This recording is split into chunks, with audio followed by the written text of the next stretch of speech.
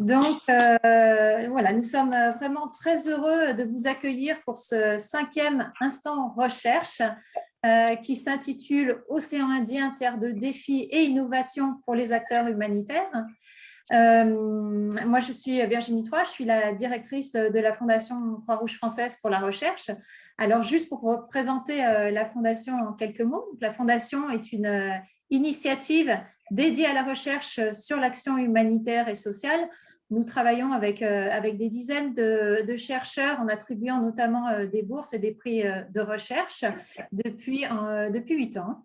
La Fondation porte vraiment cette volonté de la Croix-Rouge française de promouvoir la connaissance scientifique et l'innovation sociale pour faire avancer l'action et surtout replacer au centre la personne qui est vulnérable ou vulnérabilisée par une crise. Nous partons vraiment de l'hypothèse qu'en écoutant mieux les sociétés, la manière dont elles évoluent, avec les méthodologies des sciences sociales et en adaptant grâce aux résultats, les pratiques des organisations qui sont en première ligne de ces vulnérabilités, mais en fait, on peut parvenir à bouger de nombreuses lignes. Alors que ce soit en France ou à l'étranger, la Fondation travaille notamment en lien constant avec les salariés ou les bénévoles du mouvement international de la Croix-Rouge et du Croissant-Rouge, en proximité avec leur société nationale. Il y a environ une Croix-Rouge ou un Croissant-Rouge dans chaque pays du monde, puisqu'il y en a 192 en 2021. Il s'agit vraiment pour nous d'essayer de mieux accompagner ces acteurs et ces collègues de terrain à mieux comprendre leur environnement, à essayer de les accompagner, à démêler ce qui ne marche pas, ce qui est compliqué, mais aussi à documenter scientifiquement ce qui marche bien pour justement pouvoir le diffuser, pouvoir le partager, partager ses leçons apprises et faire peut-être différemment aussi la prochaine fois. Donc, depuis 7 ans, nous avons lancé environ 50 appels à candidature sur la question de la préparation de la gestion des catastrophes, sur l'immigration, sur la santé et les épidémies. Et nous avons soutenu 70 programmes de recherche, dont 20 sont en cours actuellement dans une vingtaine, 15-20 pays. Alors, qu'est-ce qu'un instant recherche? Cet instant recherche qui vous accueille, c'est juste se dire qu'on va se retrouver tous les trimestres, 1h30, autour des chercheurs qui sont présents. On remercie d'être là, des collègues d'organisations aussi humanitaires ou d'associations, d'organiser cette interaction. C'est aussi pour vous faire découvrir des travaux, des livres, des publications, des engagements et aussi se donner envie de travailler autrement en apprenant des uns des autres. Alors, nous avons eu vraiment à cœur d'organiser cet instant recherche sur l'océan Indien parce que tout simplement, on en revient. Nous avons organisé une conférence internationale à Saint-Denis en juillet avec l'IRD, avec l'Université de La Réunion et aussi la plateforme d'intervention régionale de l'océan Indien, la PIROA, de la Croix-Rouge française, et nous y avons beaucoup appris. Une grande diversité d'acteurs étaient rassemblés, que ce soit des ONG humanitaires, des agences multilatérales, des associations locales, des dispositifs publics-privés, aussi les entités du mouvement international Croix-Rouge, Croissant-Rouge, de nombreux chercheurs. Ce qui était intéressant, c'est d'avoir aussi cette diversité des disciplines, puisque nous avions des sociologues, des anthropologues, des médecins, des politistes, des juristes et des économistes. Et c'était vraiment, on a compris qu'il fallait absolument poursuivre cette dynamique de la diversité et de la pluridisciplinarité. Alors, de par leurs spécificités, qui d'ailleurs ne sont pas forcément liées à l'insularité, ces territoires de l'océan Indien cristallisent en effet de multiples défis et des difficultés pour les acteurs humanitaires. Ils sont aussi en conséquence des territoires où les acteurs qui sont en première ligne des vulnérabilités avec une forte exposition au risque, on parle d'aléas climatiques extrêmes et récurrents, d'épidémies. Ces acteurs-là qui sont très sollicités et souvent à une échelle et une amplitude vraiment forte, doivent innover, ils doivent adapter leur programme à ces spécificités multidimensionnelles. Donc, cet instant recherche témoignera des efforts entrepris en ce sens et des pistes d'innovation possibles et également des initiatives nées des collaborations entre acteurs humanitaires et scientifiques pour aborder enfin les conditions d'une bonne synergie entre eux. Alors, vous pouvez déjà retrouver, suite à cette conférence, toutes les tables rondes sont déjà en ligne. Un rapport sera diffusé dans quelques jours. Et puis déjà, on avait déjà des pistes sur, par exemple, liées transition humanitaire à transition économique ou écologique, sanitaire. Tout un travail à faire aussi sur cette synergie, cette bonne compréhension des dynamiques, qu'elles soient géographiques, avec des acteurs comme la Commission de l'océan Indien, des dynamiques normatives, comment renforcer peut-être le travail sur les normes, sur les catastrophes, par exemple, écouter des acteurs comme ceux de l'économie sociale et solidaire, mieux consolider les acquis de la santé communautaire. Enfin, il y avait eu beaucoup d'idées, mais les chercheurs sont là aujourd'hui pour en parler avec vous, et puis aussi des collègues d'organisations opérationnelles. Alors, pour cet instant recherche, donc nous avons aujourd'hui cinq collègues.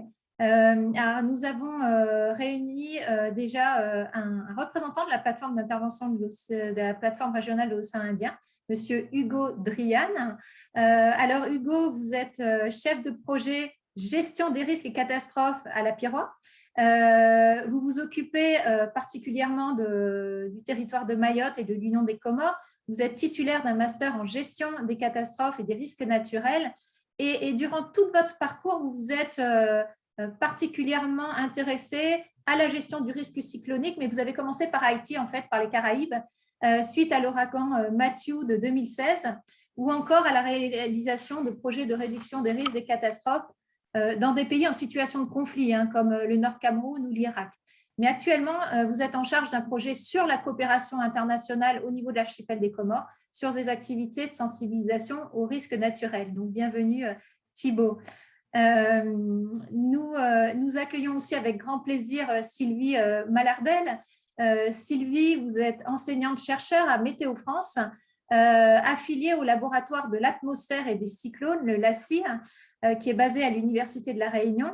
Donc, vous êtes ingénieure de l'École nationale de météorologie et après, vous avez poursuivi aussi par une thèse sur les perturbations des moyennes latitudes dans le très connu département de météorologie de l'Université de Reading en Grande-Bretagne.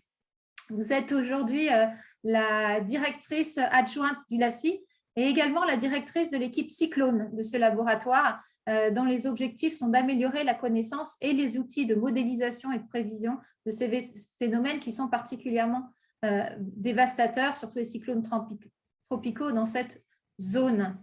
Donc, bienvenue Sylvie. Nous accueillons aussi Dolores Pourrette.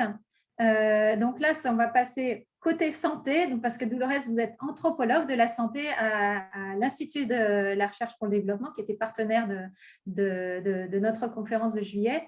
Et vous êtes membre du CEPEL, donc le Centre Population et Développement.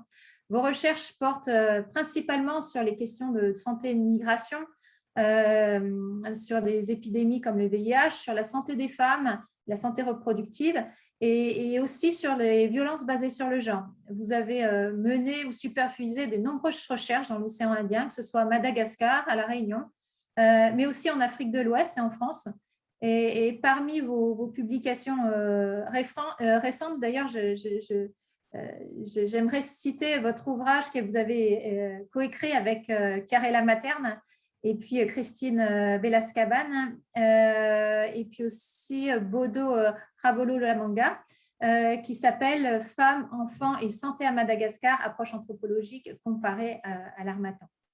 Mais vous en direz plus peut-être juste après. Aude Sturma, vous êtes sociologue de l'environnement, chercheur associé au Centre d'études de recherche, travail, organisation, pouvoir, c'est le CERTOP à Toulouse. Nous vous connaissons parce que vous êtes lauréate aussi d'une bourse de la Fondation. Vos travaux s'intéressent aux liens entre santé et environnement, plus particulièrement aux questions de l'accès à l'eau pour les publics précaires et du lien entre gouvernance locale de l'eau et précarité sanitaire dans un contexte de changement climatique et d'exacerbation des risques sanitaires qui en résultent. Vous venez d'ailleurs de terminer une recherche sur la vulnérabilité sociale face au risque de pollution de l'eau à Mayotte, avec cette idée d'améliorer les capacités sociales et institutionnelles à faire face aux risques épidémiques. Parmi vos publications récentes, il y en a une d'ailleurs qui montre aussi que les phénomènes peuvent se raisonner entre eux selon leur territoire, puisque vous avez publié sur la crue de juin 2013 dans les Pyrénées-Garonnaises sur la crise hydrologique au territoire, de la crise hydrologique au territoire en crise, excusez-moi, qui est paru en 2017. Maintenant, on va changer aussi de discipline. Annabelle Jacquard, vous êtes psychologue clinicienne et docteur en psychopathologie et psychanalyse. Donc, vous apportez aussi une perspective encore différente.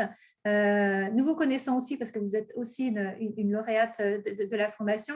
Vous avez travaillé sur différentes formes de handicap et de souffrance psychique, que ce soit en France ou à l'étranger, par exemple, mais souvent en lien avec des ONG, parce que vous avez travaillé dans le centre d'accueil, de soins et d'orientation de Médecins du Monde.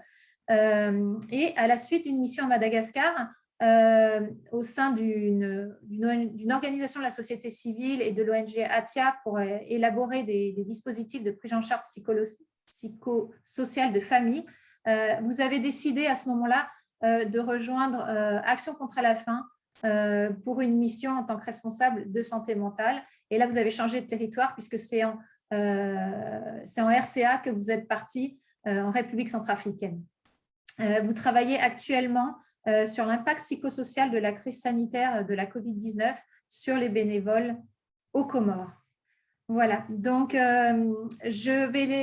pour commencer le dialogue, je vais passer la parole à Vincent Léger. Vincent qui est chargé de recherche de la Fondation et qui accompagne tous ces chercheurs et ces recherches depuis quelques années maintenant. Vincent est anthropologue. Peut-être, juste avant de te passer la parole, Vincent, juste pour vous dire que vraiment, n'hésitez pas à intervenir. Vous ne pouvez peut-être pas poser directement les questions à nos intervenants, mais n'hésitez pas à le mettre en discussion dans le chat parce que nous, on va prendre toutes vos questions et on va pouvoir en faire des synthèses ou les soumettre directement aux chercheurs. Vincent, je te passe la parole pour commencer le débat. Merci Virginie. Merci à tous. Merci encore à tous d'avoir répondu présent pour cette 5e édition de l'Instant Recherche. Donc, comme l'a dit Virginie, c'est un Instant Recherche particulier puisqu'on le dédie non pas à un thème particulier, mais à une zone géographique et aussi parce qu'il fait suite à notre conférence internationale organisée début juillet dernier et plus précisément à la table ronde numéro 6 qui évoquait le lien entre recherche et action. Et on a souhaité continuer le dialogue engagé lors de cette table ronde pour ce webinaire.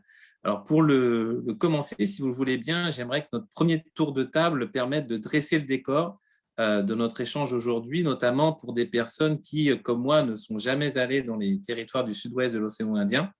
Donc, j'aimerais vous demander, Hugo, Aude, Annabelle, Dolores, Sylvie, tout simplement, entre guillemets, qu'est-ce qui, selon vous, fait la spécificité de ces territoires, de cette région, comparé à des terrains de recherche ou d'intervention et à d'autres terrains de recherche et d'intervention et qui se traduit par des enjeux pour les populations locales et des défis pour les acteurs humanitaires ou territoriaux qu'on ne retrouve pas ou peu ailleurs dans le monde.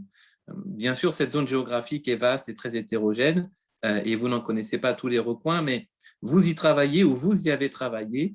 Alors, pour la partie de cette région que vous connaissez le mieux, dites-nous en quoi celle-ci est-elle d'un intérêt particulier, vous confronte à des difficultés particulières pour votre travail de chercheur ou d'acteur humanitaire. Hugo, par exemple, je vais vous donner la parole en premier.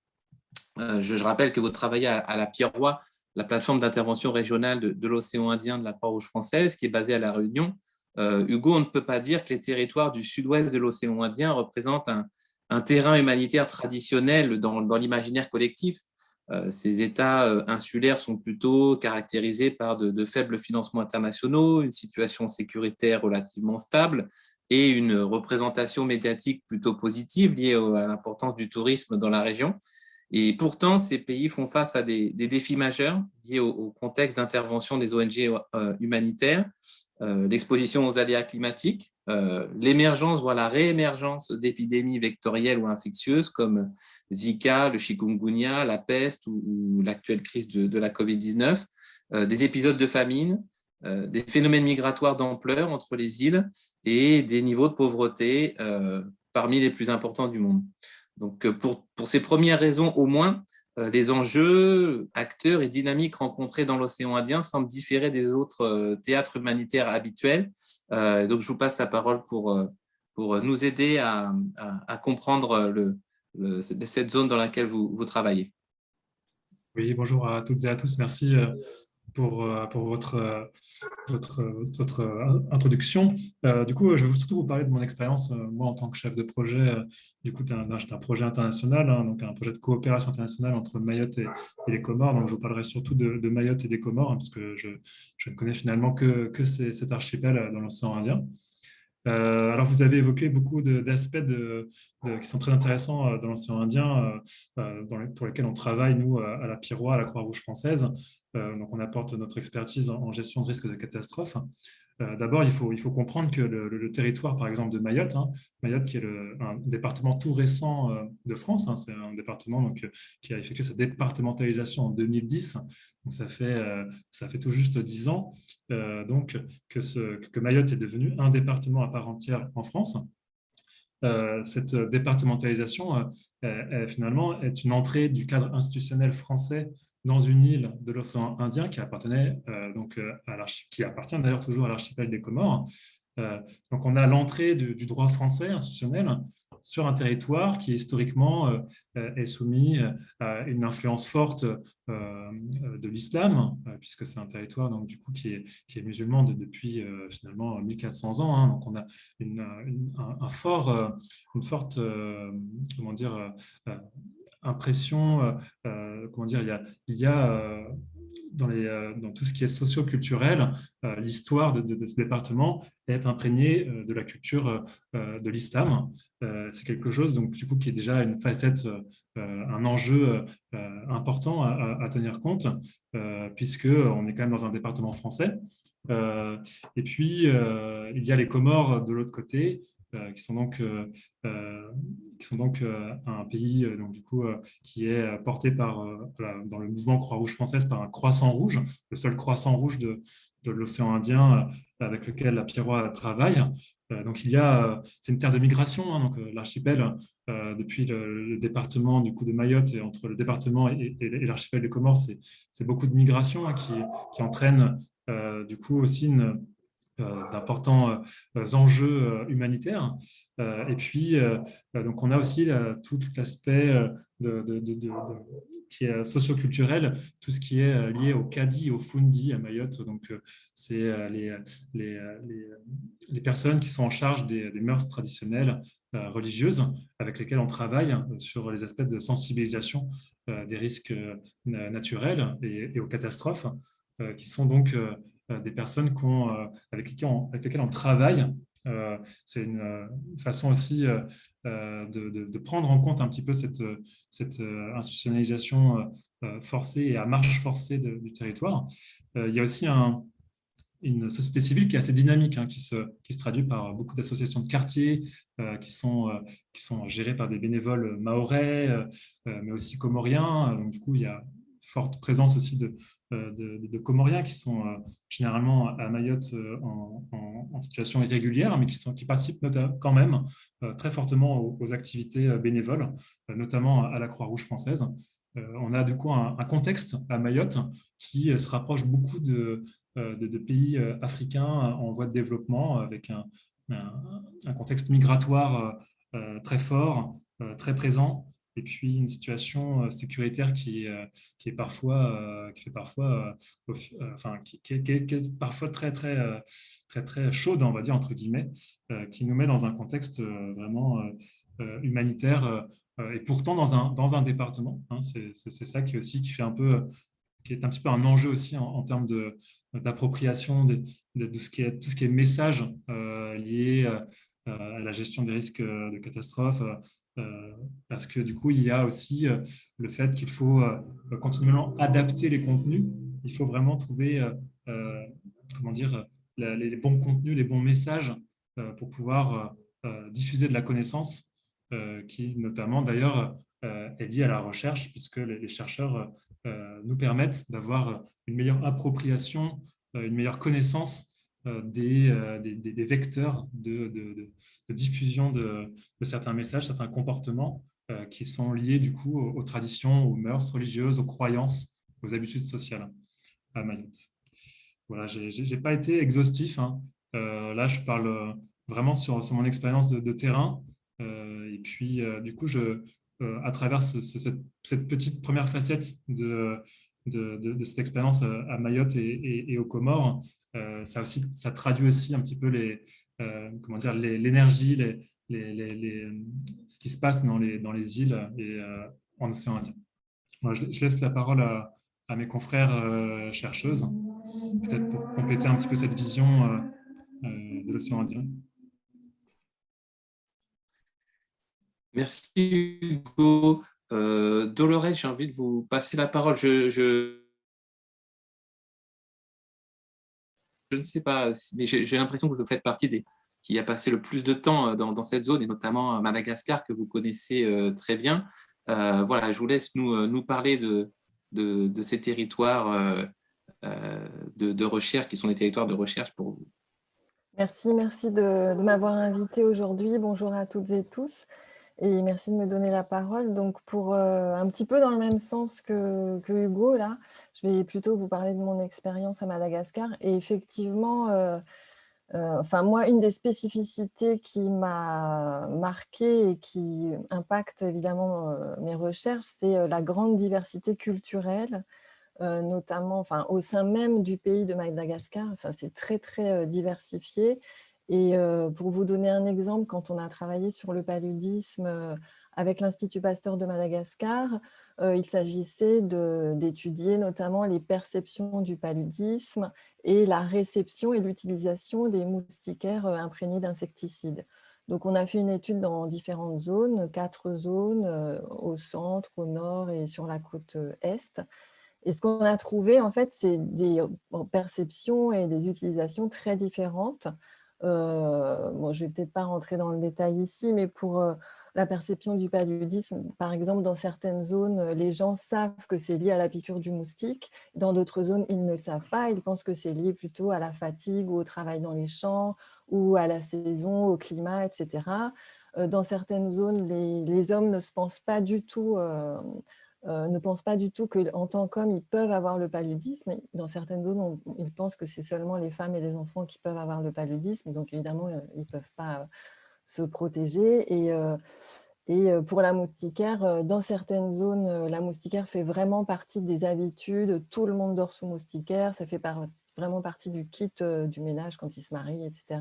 Alors que dans d'autres zones, c'est plus compliqué. Dans certaines zones, on refuse de dormir sous une moustiquaire blanche parce que le blanc, c'est la couleur du linceul dans lequel on met les défunts. Voilà. Bref, tout ça pour dire que c'est très compliqué du coup de faire des recommandations concrètes de messages à diffuser à l'échelle nationale, puisque c'est ce qu'on nous demande, hein. On nous demande des recommandations, comment faire des messages de prévention du paludisme pour développer l'utilisation des moustiquaires. Et en fait, ce n'est pas possible de faire des messages nationaux. Donc, nous, vraiment, on a favorisé plutôt des messages locaux. Alors, c'est difficile ensuite d'adapter, mais du coup, c'est un exemple pour vous montrer comment tout doit être pensé dans cette immensité et cette diversité à Madagascar. Voilà. Merci. Merci Dolores. Sylvie, je vous passe la parole, vous qui êtes à La Réunion aussi, affiliée à Météo France et au laboratoire LACI, spécialiste de l'étude des cyclones. Voilà, vous aussi, vous connaissez très bien la région depuis longtemps. Je vous laisse la parole.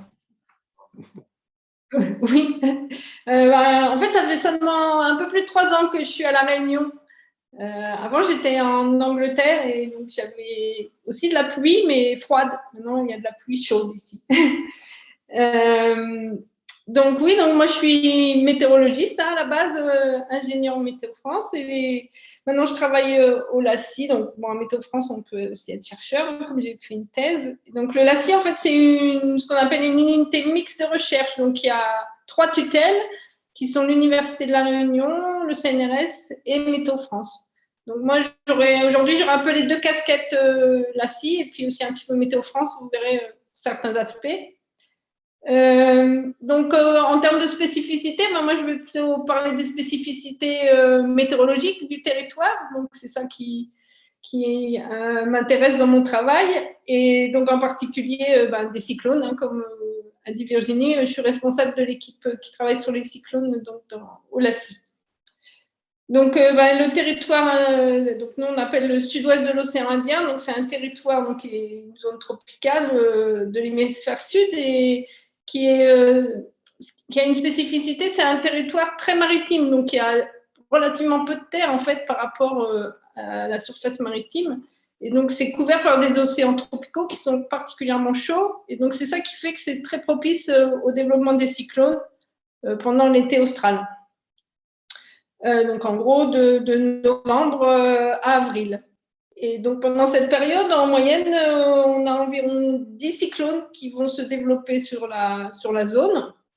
Alors, c'est en moyenne, hein, donc il y aura des années où il y en aura plus, des années où il y en aura beaucoup moins. Et donc, ces cyclones, heureusement, la plupart, comme je disais, il y a quand même une grosse couverture océanique, donc la plupart, on les appelle les cyclones à poissons, c'est-à-dire qu'ils ne vont pas du tout s'approcher des terres et ils sont surtout dangereux pour les bateaux, s'il y en a qui se rapprochent de leur trajectoire, mais au niveau humanitaire, en général, ils sont moins dangereux. Et par contre, il y en a environ un tiers, donc ça dépend des années, hein, entre 1 et 4 cyclones, disons, qui vont pouvoir s'approcher des terres, parfois carrément atterrir sur une île ou sur une côte. Et dans ce cas-là, donc, quand ils atterrissent, ils ont une force importante, ils vont générer des dégâts et donc parfois demander l'intervention donc de la PIROA en général dans la région ou d'autres groupes humanitaires. Donc, qu'est-ce qui est des cyclones? Il n'y en a pas que dans cette région-là. Donc, qu'est-ce qui est un peu particulier à cette région par rapport aux cyclones? Donc, si on compare par exemple à l'Atlantique Nord ou au Pacifique Nord, qui sont aussi des zones qui sont très touchées par les cyclones. Hein. Par exemple, dans l'Atlantique, l'année dernière, il y a eu presque 30 cyclones qui se sont développés nous, on range les cyclones par bassin, donc sur le bassin Atlantique Nord. Donc, dans l'Atlantique, du fait que les États-Unis donc, sont particulièrement touchés par ces cyclones, eux, ils mettent des très gros moyens pour l'étude et la prévision des cyclones. Donc, au niveau Pacifique Nord, c'est un peu pareil, où c'est le Japon qui va jouer un rôle important. Et par exemple, en termes d'observation, ils ont des avions, ils ont des drones qui vont voler à peu près dans tous les gros systèmes, dans tous les systèmes dangereux. Et donc, ça apporte des observations et une connaissance importante de tous ces systèmes dans ces bassins. Dans notre bassin, ici, je pense qu'il n'y a aucun avion qui a jamais volé. Il n'y a eu aucune mesure de fait en direct dans un cyclone de l'océan Indien. Donc, c'est une chose que nous, on adorerait pouvoir avoir, une campagne de mesure un jour avec des avions qui viendraient mesurer dans nos cyclones. Mais ça coûte très cher et pour l'instant, on n'a jamais réussi à recueillir les fonds pour pouvoir mesurer un cyclone ou quelques cyclones de l'océan Indien. Donc, les seules mesures, en fait, vraiment détaillées des cyclones qu'on a dans notre bassin, c'est ce qui est donné par les mesures satellitaires. Donc, on a un passage de satellite, on a à peu près 2 passages par jour qui vont pouvoir nous donner des images assez fines maintenant de la structure des cyclones. Et ça, c'est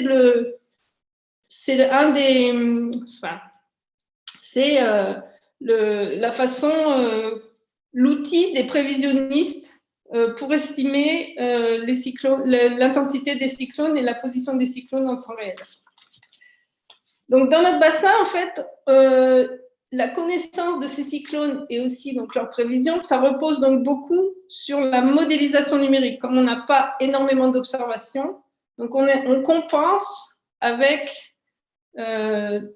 des cyclones synthétiques, donc numériques, qui sont des cyclones calculés et dont on calcule l'évolution de ces cyclones avec nos modèles d'atmosphère et qui sont en général aussi couplés avec des modèles d'océan, parce que donc un cyclone, son carburant vient de l'océan, donc on a vraiment aussi besoin d'avoir une information sur l'océan.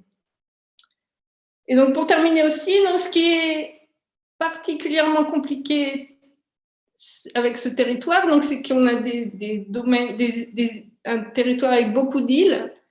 Et ces îles aussi ont une topographie qui est souvent très complexe. Donc, par exemple, à La Réunion, en 30 km, on va passer de la côte à un pic à 3000 mètres. Donc, on a des contrastes qui sont très importants. Avec aussi à La Réunion, par exemple, d'un côté à l'est, il va pleuvoir 10 mètres par an et de l'autre côté, il va pleuvoir à peine 1 mètre par an. Donc, on a d'énormes différences géographiques et topographiques sur les différents territoires, et ça nous complique énormément la tâche si on veut être précis dans nos réponses pour aider aux interventions et aussi à la prévision donc, des différents impacts cycloniques. Voilà, donc c'est extrêmement intéressant pour nous, mais c'est particulièrement comment dire, c'est un grand challenge de pouvoir apporter une réponse en termes d'aide humanitaire pour tout ce qui concerne la prévision météo et la compréhension du phénomène cyclonique. Merci Sylvie. Annabelle, je vous passe la parole, vous qui êtes en République centrafricaine en ce moment, je rappelle, mais la connexion passe très bien. Voilà. J'ai même mal. Vous avez mis votre petite lampe parce que je crois que le générateur a dû s'arrêter, c'est ça, mais ouais, a dû sauter. Je suis parfait. Un peu dans le noir, mais j'espère que vous me voyez. On vous voit très bien. Je vous passe la parole, vous qui avez travaillé sur des terrains voilà, très, très différents. Je me rappelais en France notamment. Là, vous travaillez en ce moment sur une étude aux Comores, dans l'Union des Comores. Donc voilà, parlez-nous de qu'est-ce que ça change en particulier ce terrain de recherche nouveau pour vous? Et vous connaissez Madagascar. Okay, merci Vincent. Merci Vincent et bonjour à tout le monde. Donc je vais compléter un peu ce que Hugo a pu déjà dire un petit peu sur le Comore et qui parlait surtout sur Mayotte. Et moi justement je vais parler surtout sur l'Union des Comores où j'ai passé récemment 1 mois et demi. Donc je suis loin d'être une spécialiste, mais je peux parler de ce que j'ai pu observer et sentir. Donc, l'Union de Comores, donc, ça regroupe 3 îles, Grand Comore, Moélie et Anjouan, Mayotte étant française, un département français avec un statut à part, mais dans les esprits des Comoriens est toujours comorienne. Et en effet, on peut juste noter quelques dates depuis l'instauration de visa baladeur en 1995. Les rapports avec le Mayotte deviennent plus conflictuels et puis il y a beaucoup de Comoriens, notamment d'Anjouan, qui est l'île le plus proche, qui essayent d'atteindre Mayotte d'une façon clandestine et à risque de leur vie. Et les îles de Comores ont connu la colonisation, plusieurs coups d'État, présence de mercenaires et puis j'en passe. Mais aujourd'hui, quand en tout cas j'y étais, notamment en venant de la RCA de Centrafrique, il y a quand même un calme sécuritaire qui règne, où on se sent assez à l'aise et libre, mais on sait que toujours tout peut être fragile. Et puis moi, ce qui m'a beaucoup frappé aux Comores, c'est cette logique d'insularité des îles. Donc, je vais en parler un petit peu parce que notamment, il y a encore une petite date qui est importante à savoir. En 1997, les îles de Moélie et d'Anjouan ont essayé de se détacher de l'Union comorienne, notamment du Grand Comore qui représente vraiment le lieu où il y a tout le politique, la politique et le pouvoir administratif.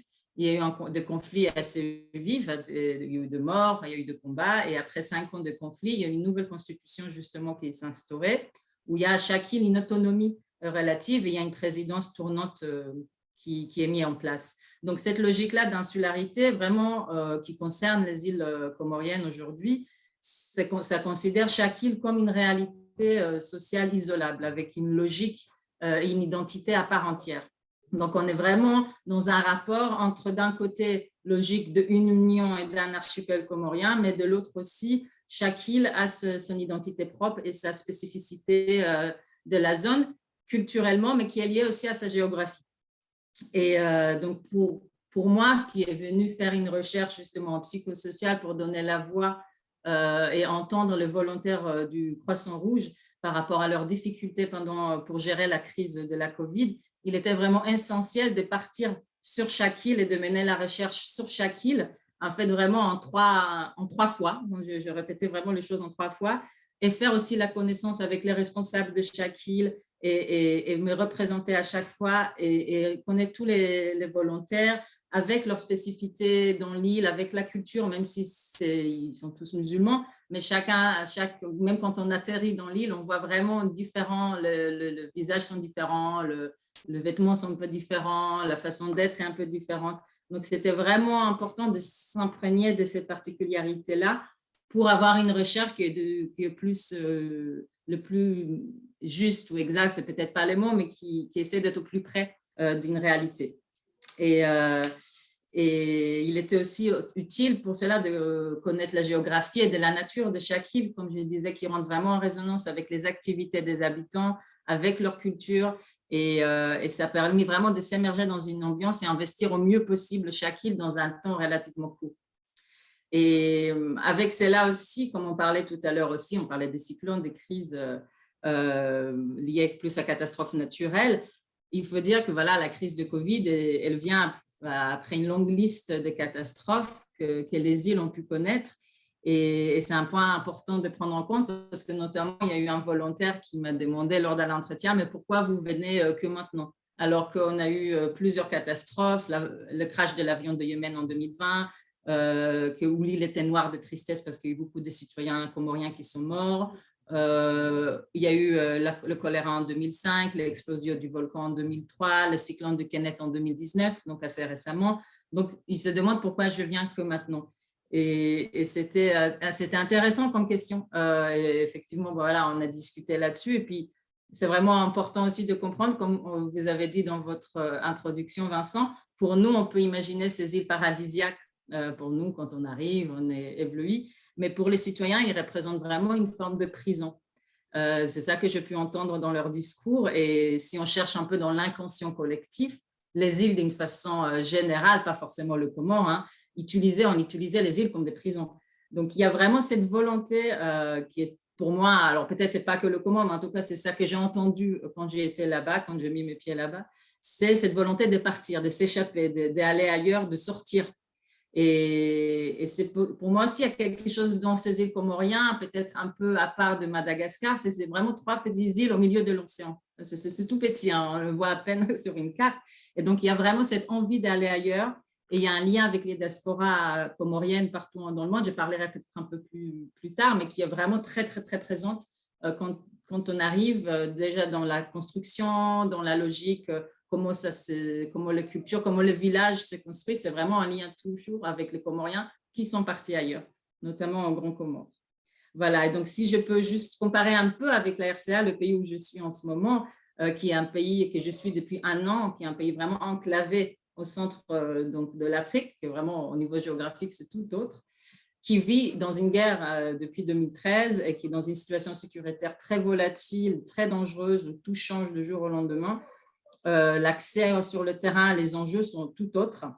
Et justement, le trouble sécuritaire vraiment prime sur le tout, ce qui n'était pas forcément le cas aux Comores. Et par exemple, là-bas, le sujet de Covid vient bien en dernière position face aux troubles que le pays connaît. Voilà, donc ça, c'était mon petit ajout pour l'Union comorienne. Merci. Merci, Annabelle. Pour finir ce premier tour de table, Aude, je vous passe la parole. Vous qui connaissez bien alors, une zone aussi très particulière de la région qui est Mayotte.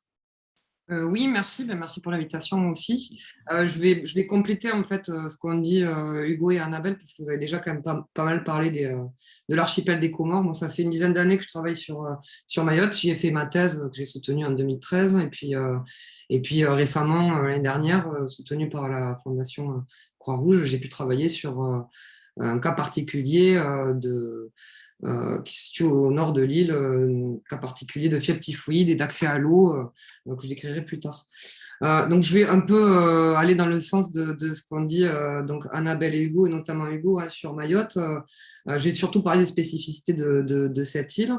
C'est un département d'outre-mer français, donc récent effectivement, qui fait partie de l'archipel des Comores, situé sur le canal du Mozambique, là où gravite 90% la plupart du pétrole mondial. Donc il y a des enjeux déjà géostratégiques et politiques de présence française sur le territoire de l'océan Indien. Et à cette particularité va s'ajouter aussi la problématique de l'immigration, en fait, avec un fort taux d'immigration sur plus de 260 000 habitants à Mayotte, la moitié d'origine étrangère, et sur cette moitié-là, plus de 50% seraient en situation irrégulière.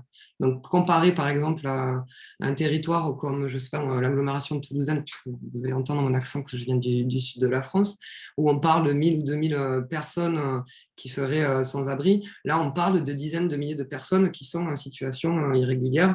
Donc, c'est des populations qui sont invisibilisées parce que souvent, elles passent sous le radar en fait, des politiques publiques, notamment des politiques sanitaires. Mais en fait, il y a une précarité qui n'est pas due qu'à l'immigration, c'est une précarité qui est structurelle, puisque près de 80% de la population mahoraise vit en dessous du seuil de pauvreté. Donc, on est face à un taux de pauvreté très fort, avec notamment une précarité sanitaire, économique, énergétique, en termes d'accès à l'eau qui est très important, puisque plus de 30% près de 30% de la population n'aurait pas accès à l'eau à domicile, et moins de 30% de la population a accès à un assainissement collectif. Donc, avec des enjeux sanitaires très importants, avec une forte ségrégation spatiale, puisque en fait, c'est beaucoup de la population, notamment précaire, se regroupe autour de bidonvilles qui sont très importants et qui sont très densément peuplés. En fait, à cette précarité va s'ajouter aussi une exacerbation des risques. Ça, c'est une particularité de Mayotte. Ce qu'on dit souvent à Mayotte, c'est qu'on est passé de la bougie à Internet en moins de 30 ans. Donc, cette accélération comme ça du développement de l'île, il y a une accélération aussi des risques qui sont liés à l'arrivée de la société de consommation, une problématique de gestion des déchets, donc d'accès à l'eau, comme je disais, et aussi une problématique sanitaire qui viennent des risques qui résultent de la dégradation de l'environnement ou d'un manque d'accès à des structures, notamment par exemple d'eau potable. Pour vous donner un exemple, Mayotte traverse une crise de l'eau depuis quelques années. En 2017, elle a dû faire face à des coupures d'eau régulières. On a pu observer une augmentation des cas de gastro-entérite aiguë et notamment de fièvre typhoïde. Et pour vous donner un point de comparaison, un tiers des cas de fièvre typhoïde diagnostiqués en France viennent de Mayotte. La part de la Guyane, par exemple, pour un autre territoire d'outre-mer, c'est moins de 5%. Donc, on voit que c'est quand même aussi Mayotte un enjeu, même au niveau national, pour la France. L'autre particularité qu'Hugo a déjà un peu décrit, pour moi, c'est l'insertion du droit commun français qui est dû au département et qui vient en fait un peu complexifier, qui ne facilite pas en fait l'action humanitaire. Pourquoi ? Parce que il y a une faible présence finalement des acteurs humanitaires sur ce territoire, parce que les missions qui pourraient être occupées ou tenues par des ONG, elles sont inscrites dans le droit français, et donc elles sont vues comme des missions d'action publique françaises. Donc ça va venir vraiment contraindre en fait l'action humanitaire sur ce territoire. Et ça pose aussi problème ce droit français, puisque la France est très éloignée géographiquement de Mayotte, aux collectivités territoriales présentes dans leur mission. Elles ont finalement peu de marge de manœuvre. Un autre exemple, on pourrait se dire que face à au manque d'accès à l'eau potable, vu qu'il pleut à Mayotte, on pourrait faire de la récupération d'eau de pluie, mais ça va bien se heurter en fait à toutes les réglementations françaises, et on peut se poser effectivement la question de comment on pourrait venir vérifier la qualité d'eau potable à domicile sur des bidonvilles qui sont immenses. Donc, c'est aussi une contrainte et une particularité de l'île. Et enfin, pour finir, juste, pour moi, il y a aussi des ontologies qui viennent se superposer. C'est-à-dire qu'on a une culture à Mayotte française due au département de communication, comme le disait Hugo, qui va être de la communication publique par affichage en mairie, par exemple pour la gestion de risques, alors qu'on est plutôt dans une culture de l'oralité à Mayotte. Et donc ça pose vraiment des enjeux et des défis pour les acteurs humanitaires ou territoriaux de comment bien adapter les messages, comment bien communiquer, etc. Donc ça, je pourrais développer sur les autres questions un peu plus tard. Je vais m'arrêter là. Merci Aude. Hugo, je reviens vers vous pour débuter un deuxième tour de table au cours duquel je vous propose de porter maintenant un regard sur le défi d'apporter des réponses aux enjeux humanitaires que nous venons d'évoquer. Ils sont très nombreux et variés. Le secteur humanitaire doit s'adapter en permanence, on le sait, à ces contextes d'intervention.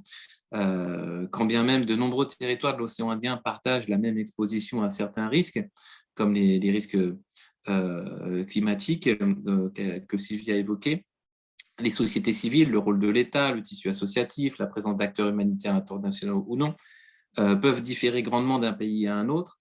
Et tout cela nécessite de tisser un lien adéquat avec les populations et communautés locales de chaque territoire, et plus généralement d'innover ou au moins d'adapter finement chaque plan d'intervention aux spécificités des territoires afin d'atteindre les objectifs fixés. Alors ma question est la suivante. Dans quelle mesure les enjeux humanitaires et configurations humaines et spatiales particulières des territoires du sud-ouest de l'océan Indien se reflètent-ils dans les modalités d'action des acteurs humanitaires? Peut-être à travers quelques exemples, pouvez-vous nous donner à comprendre comment ce nécessaire travail d'adaptation, voire d'innovation, se fait dans les programmes et sur les terrains d'intervention de la PIRWA notamment. Je vous repasse la parole. Oui, tout à fait. C'est formidable d'entendre les chercheuses parler de Mayotte. On apprend toujours plein de choses quand on les écoute. Et ça nous rappelle aussi un petit peu ce qu'on doit faire, nous, en tant que chef de projet, dans des projets opérationnels de réponse et aussi de sensibilisation à la réduction des risques. Effectivement, il y a vraiment une dimension de l'oralité qui est très importante à Mayotte et aussi dans l'archipel des Comores, au global, au niveau de Mayotte et l'Union des Comores. Nous, du coup, dans notre projet de coopération internationale, on essaye d'utiliser à peu près les mêmes outils, puisqu'on a quand même une influence qui est similaire entre Mayotte et l'Union des Comores, en termes d'oralité, en termes de tradition. Donc, on passe par des adaptations d'outils qui sont déjà créés dans d'autres îles de l'océan Indien.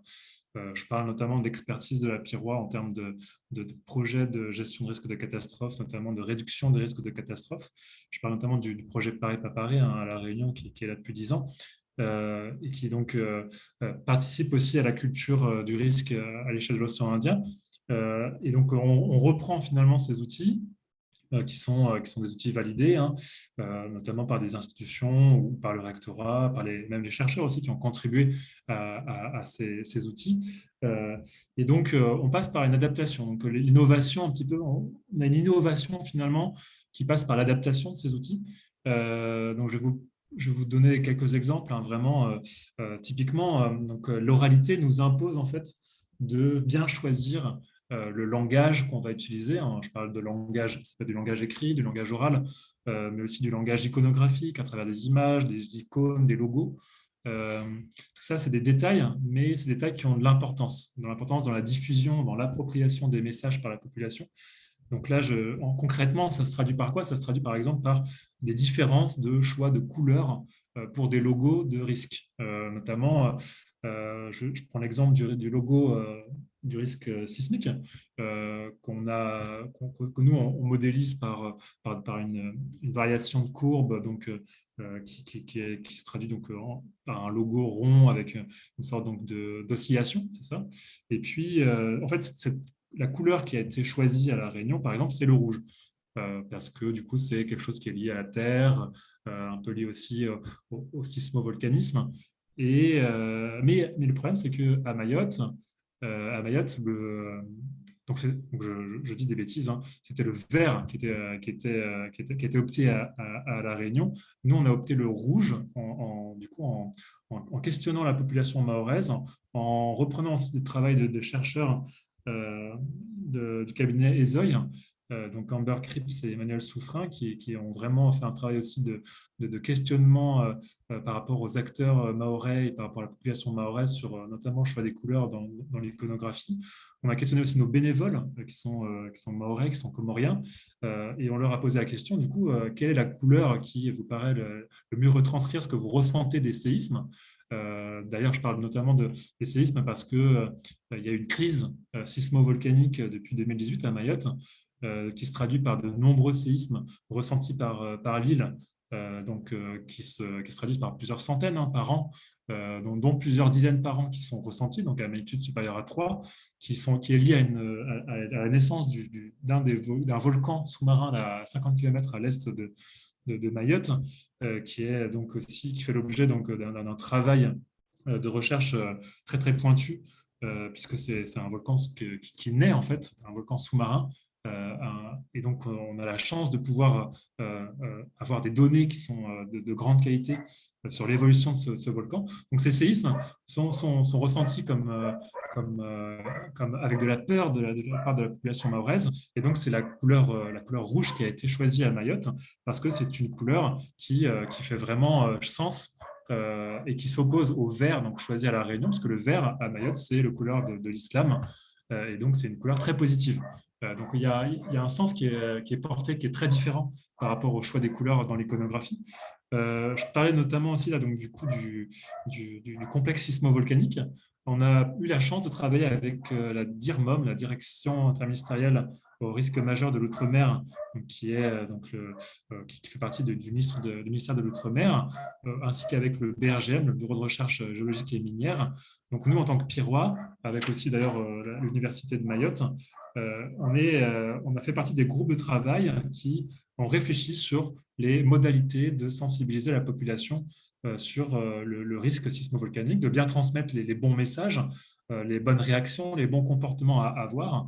Et ça passe notamment par du coup, les réseaux sociaux. Donc la population à Mayotte passe beaucoup par Facebook. Tout passe par Facebook, hein, c'est-à-dire que c'est là qu'il y a le bon coin Facebook, on trouve les petites annonces sur Facebook, mais il y a aussi des groupes qui sont dédiés à la circulation, qui sont dédiés aux nouvelles. C'est vraiment un réseau social qui fait office de relais d'information.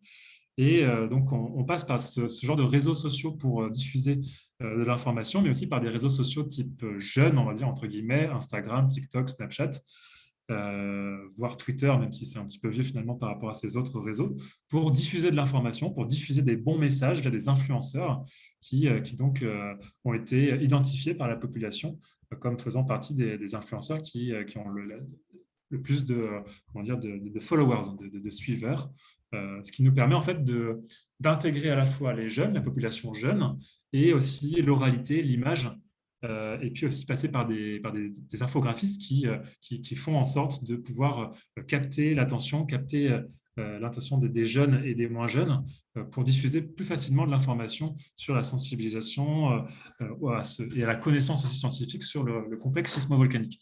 Donc on a ça, et puis on a aussi un dernier exemple aussi, on passe par des consultances, donc des consultances généralement qui sont donc des équipes de chercheurs à qui on commande finalement une expertise, une évaluation.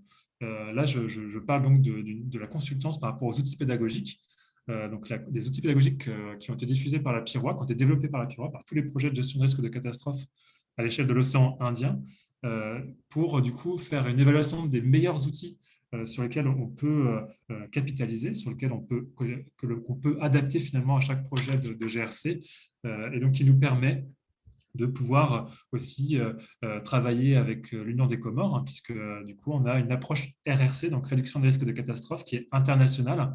Bien que on est dans un département français à Mayotte, le fait d'être dans un projet de coopération internationale, finalement, ça nous oblige aussi à intégrer des approches internationales qui sont du coup des approches qui sont diffusées, qui sont développées dans d'autres pays dans le monde.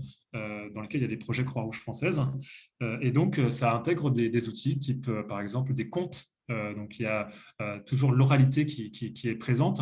Donc, on a des contes qui diffusent une histoire sur les risques naturels à destination des enfants qui donc peuvent apprendre, peuvent avoir des connaissances sur les risques naturels. Donc, aux Comores, mais aussi à Mayotte, ça fonctionne. Ça fonctionne aussi parce qu'il y a une grande pluralité, une grande diversité culturelle, linguistique. À Mayotte, il y a donc le Shimaoré, qui est la langue parlée à Mayotte, et puis il y a le Shikomori, qui vient donc des Comores. Il y a aussi le Kibushi, qui est une adaptation du Shimaoré au malgache. Et puis on a aussi du Swahili, puisqu'il y a aussi des personnes qui immigrent d'Afrique continentale. Voilà, donc on intègre en fait toute cette pluralité, on essaye de développer des outils qui permettent de pouvoir capter l'attention, de pouvoir s'adapter finalement au public. Voilà. Merci Hugo. Annabelle, Aude, Dolores, Sylvie, de par vos expériences de recherche dans cette région, vous êtes à la fois au fait des conditions de vie particulières des populations résidant dans cette zone, des enjeux humanitaires qui en découlent, et vous êtes aussi sur le terrain témoin des réponses apportées à ces enjeux par les multiples acteurs concernés, dont les acteurs humanitaires font partie. Quel regard portez-vous sur les actions humanitaires qui y sont menées? De par votre connaissance des enjeux humanitaires de vos terrains d'études, y a-t-il selon vous des éléments importants dont ces actions manquent? Y a-t-il des manières de faire auxquelles il faudrait renoncer? Ou y a-t-il aussi des actions, des approches qui vous semblent mériter d'être essaimées, dont vous avez été témoin sur le terrain? On comprend bien aussi en entendant Hugo que, engagés constamment dans un nécessaire travail d'adaptation, les acteurs humanitaires ont tout intérêt à s'appuyer sur les résultats de recherche scientifique évaluant objectivement et rigoureusement les besoins réels des populations. C'est donc avec grand intérêt que je souhaite entendre votre appréciation. Peut-être Dolores, pardon. Je vous passe la parole en premier. Oui, merci. Moi, je vais peut-être plutôt parler aussi d'une expérience positive que j'ai eue avec Médecins du Monde. Parce que à Madagascar, il y a eu énormément d'actions humanitaires, de projets humanitaires, et on ne peut pas se promener dans Madagascar sans assister sans voir des restes de projets qui sont là, par exemple des toilettes qui ont été construites, qui n'ont jamais été utilisées parce que dans cette région, on ne doit pas faire ses besoins au même endroit que quelqu'un d'autre, c'est tabou, ça ne se fait pas. Donc ces toilettes ont été construites sans tenir compte de ces réalités locales. Oui, plein d'autres projets où on voit par exemple un puits qui a été construit et qui n'est pas utilisé. Pourquoi, comment, voilà. Alors là, je ne vais pas entrer je vais pas développer sur ces projets qui ne fonctionnent pas, mais plutôt donc une expérience avec Médecins du Monde avec laquelle j'ai collaboré. Donc entre 2017 et 2019, Médecins du Monde Madagascar a développé un projet sur le VIH dans un contexte où il y a très peu d'études sur le VIH, notamment en sciences sociales, et dans un contexte où le VIH est très, très stigmatisé. Et en fait, donc, il voulait faire un état des lieux du suivi du parcours de soins des patients, des personnes vivant avec le VIH, et notamment au sein des populations clés, ce qu'on appelle les populations clés, donc les travailleuses du sexe, les hommes qui ont des rapports sexuels avec d'autres hommes et les usagers de drogue. Et en fait, pour faire cette enquête, cette étude, ils ont vraiment impliqué les acteurs de terrain, les éducateurs pairs dans les associations de PV-VIH, de personnes vivant avec le VIH et de populations clés. Et donc, ça a vraiment été un travail de co-construction des questions de recherche, des outils de recherche. Il y a même eu une formation des acteurs de terrain, des éducateurs pairs, pour qu'ils puissent eux-mêmes faire les enquêtes, passer les entretiens avec la population d'études. Et donc, il y a eu aussi une co-construction des résultats et donc une appropriation des résultats par les acteurs de terrain, les acteurs locaux, les associations notamment. Et c'est aussi une valorisation du coup de ces populations clés, de ces éducateurs pairs, etc. Donc ça, pour moi, c'est vraiment un modèle de ce qu'il faut faire et de ce qu'il faudrait toujours faire. Donc vraiment, à la fois impliquer les acteurs locaux et s'assurer de prendre bien en compte les savoirs locaux, les pratiques locales et les perceptions, etc. Merci Dolores. Aude, peut-être. Oui. Alors moi, en fait, ce que je peux dire sur Mayotte, c'est que finalement, il y a peu d'actions humanitaires mises en place. Il y a effectivement la Croix-Rouge française, quelques associations qui se sont montées sur place et qui ont vocation à faire de l'humanitaire. C'est souvent en fait les collectivités territoriales qui vont répondre aux enjeux, notamment d'urgence et sanitaire. Et en fait, pour moi, le problème, il est dans l'efficacité des réponses sur les besoins qui sont identifiés sur cette zone. Hein. C'est que en fait, les politiques publiques elles vont se télescoper et elles viennent réduire en fait l'action de ces associations ou de ces acteurs territoriaux. Et ça, je vais vous donner deux exemples en fait pour un peu brosser le contexte aussi. Je pense par exemple aux bornes fontaines monétiques qui sont mises en place par l'Agence régionale de santé de Mayotte pour répondre au manque d'accès à l'eau potable. Donc c'est des bornes fontaines monétiques qui souvent sont destinées à les publics les plus précaires et souvent sans papier. Et l'Agence régionale de santé soutient en fait la Croix-Rouge pour animer des ateliers autour de ces bornes fontaines pour faire de la sensibilisation à l'hygiène, à l'usage de ces bornes, etc. Le problème, c'est que donc là, on est quand même dans une logique de politique publique sanitaire qui va être en fait amoindrie par une politique étatique aussi sécuritaire et notamment par l'action, par exemple, de la préfecture, où on retrouve souvent la police aux frontières qui profite de ces moments d'atelier pour procéder à des contrôles d'identité et arrêter les personnes qui sont en situation irrégulière. Donc, du coup, ça va avoir l'effet contre-productif de créer une méfiance pour les acteurs humanitaires, en fait, qui sont délégitimés de leur action, et ça vient voilà, se télescoper. Un autre exemple aussi, par exemple, sur l'étude qu'avait menée la Pirois sur la question des perceptions des risques, notamment du risque cyclonique l'année dernière. Donc cette étude, elle avait mis en avant ce qu'a présenté Hugo. Les anthropologues qui ont travaillé dessus, en fait, ont proposé vraiment ont identifié les canaux de communication et les messages qui étaient adaptés et qui pouvaient être pertinents et efficaces. Et en fait, il se trouve que j'étais aussi sur l'île à ce moment-là. Et ce que j'ai pu observer pendant la crise cyclonique qu'il y a eu fin 2019, c'est que finalement, en fait, les agents qui procédaient à délivrer les messages d'alerte et à inviter les populations vulnérables à se rendre dans les abris ou dans les refuges fournis par la mairie notamment, étaient les mêmes agents qui procédaient au contrôle d'identité au quotidien, en fait. Ce qui fait qu'en fait, même si on a une action humanitaire qui sait s'adapter, qui va être pertinente, qui va prendre en compte les aspects culturels, d'oralité, comme l'a décrit M. Drian, etc., on peut, cette action-là, elle va être entachée ou amoindrie par ces politiques publiques qui se télescopent. Alors, il y a quand même des innovations en termes juridiques qui ont été faites sur Mayotte, notamment, par exemple, je pense à Jacaranda, où il y a des accords qui sont passés entre la préfecture et les acteurs humanitaires pour essayer de faire en sorte que cette situation soit assainie. Et donc là, je pense qu'une des solutions, par exemple, s'il fallait que je fasse des recommandations, c'est justement que les acteurs humanitaires soient plutôt soutenus et qu'il y ait un dialogue qui s'ouvre à ce niveau-là. Moi, c'est dans ce sens-là que je délivre mes recommandations quand je peux me rendre sur ce territoire.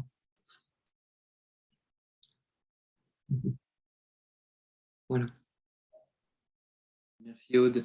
Sylvie, je vous passe la parole sur ce point.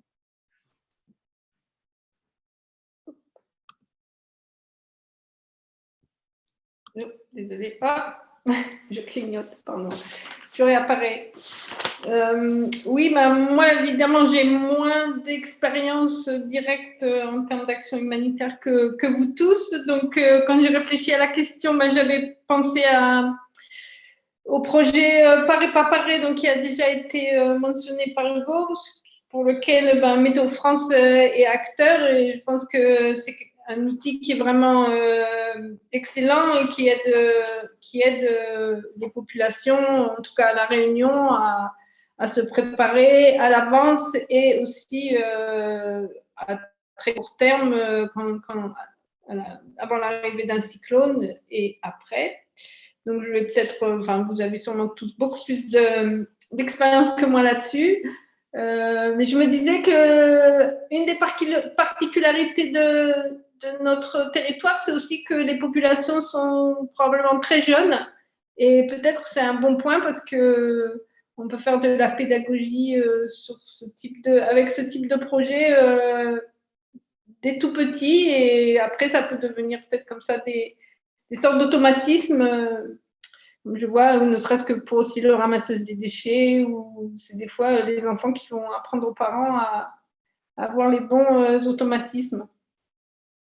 Donc sinon, un petit point peut-être plus spécifique en termes de manière de faire, et quelque chose qui m'intéresse particulièrement, c'est donc tout ce qui concerne la gestion de l'incertitude dans la prise de décision. Donc, au niveau de la météo, les informations météo, elles sont souvent transmises aux acteurs humanitaires pour normalement une aide à une prise de décision, d'intervention ou de pas intervention, et de où et quand et comment.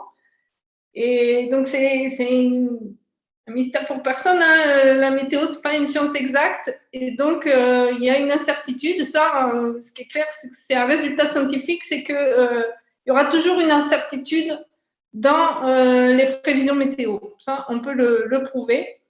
Et ce qui est encore plus embêtant, c'est que plus on essaye d'être précis, et plus cette incertitude augmente. Donc, si on reste vague, il n'y a pas beaucoup d'incertitude tant qu'on reste vague.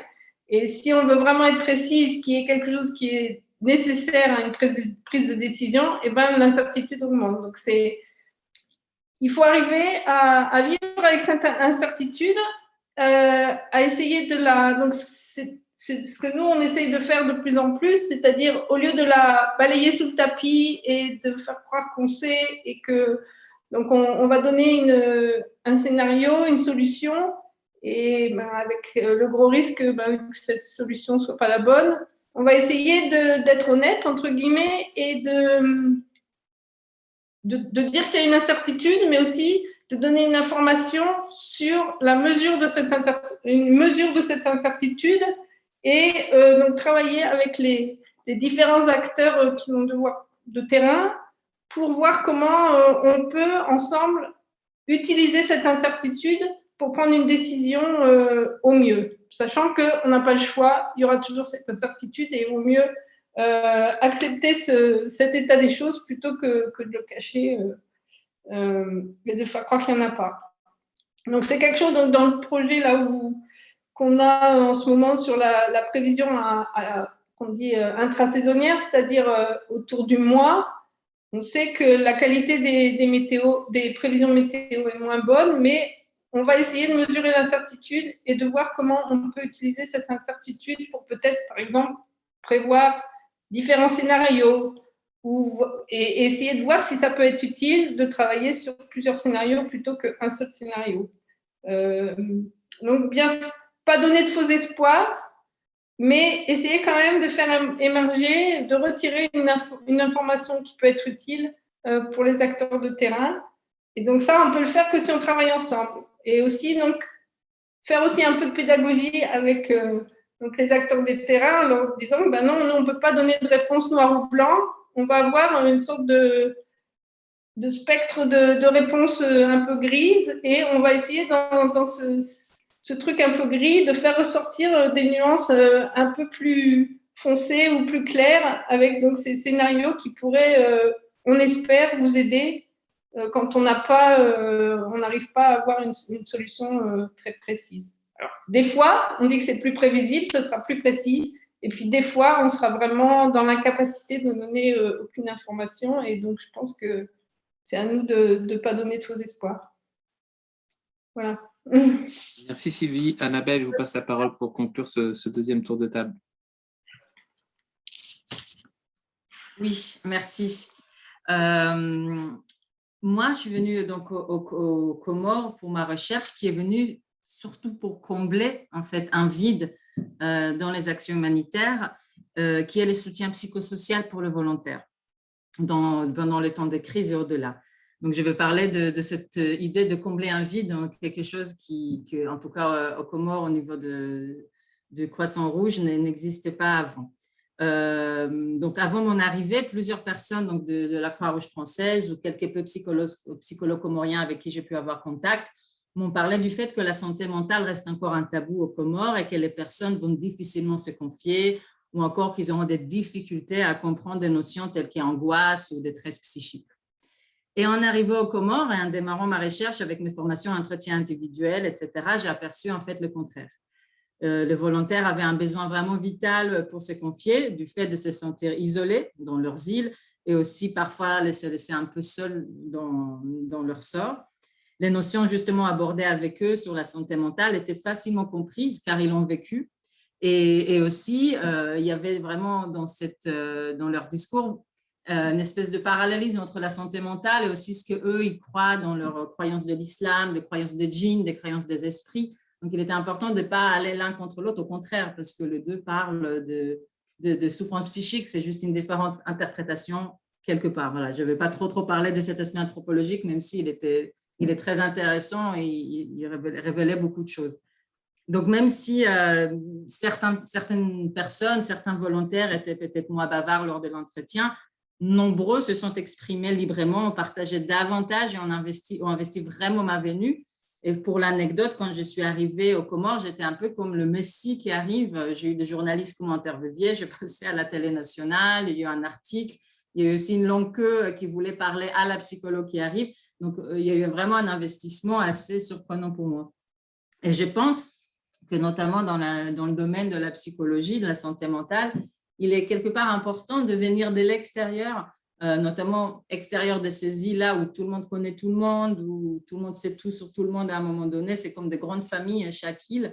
C'est important de venir de l'extérieur pour créer une dynamique de confiance et pour sensibiliser au domaine de la santé mentale, parce que le fait de venir d'ailleurs, on a plus de facilité de faire comprendre la notion de la confidentialité et permettre aux personnes de s'ouvrir davantage. Donc, ça a permis aux volontaires d'adhérer déjà à l'importance du soutien psychosocial, vraiment l'objectif de ma venue là-bas, pour eux et aussi pour prendre soin des autres, il faut d'abord prendre soin de soi.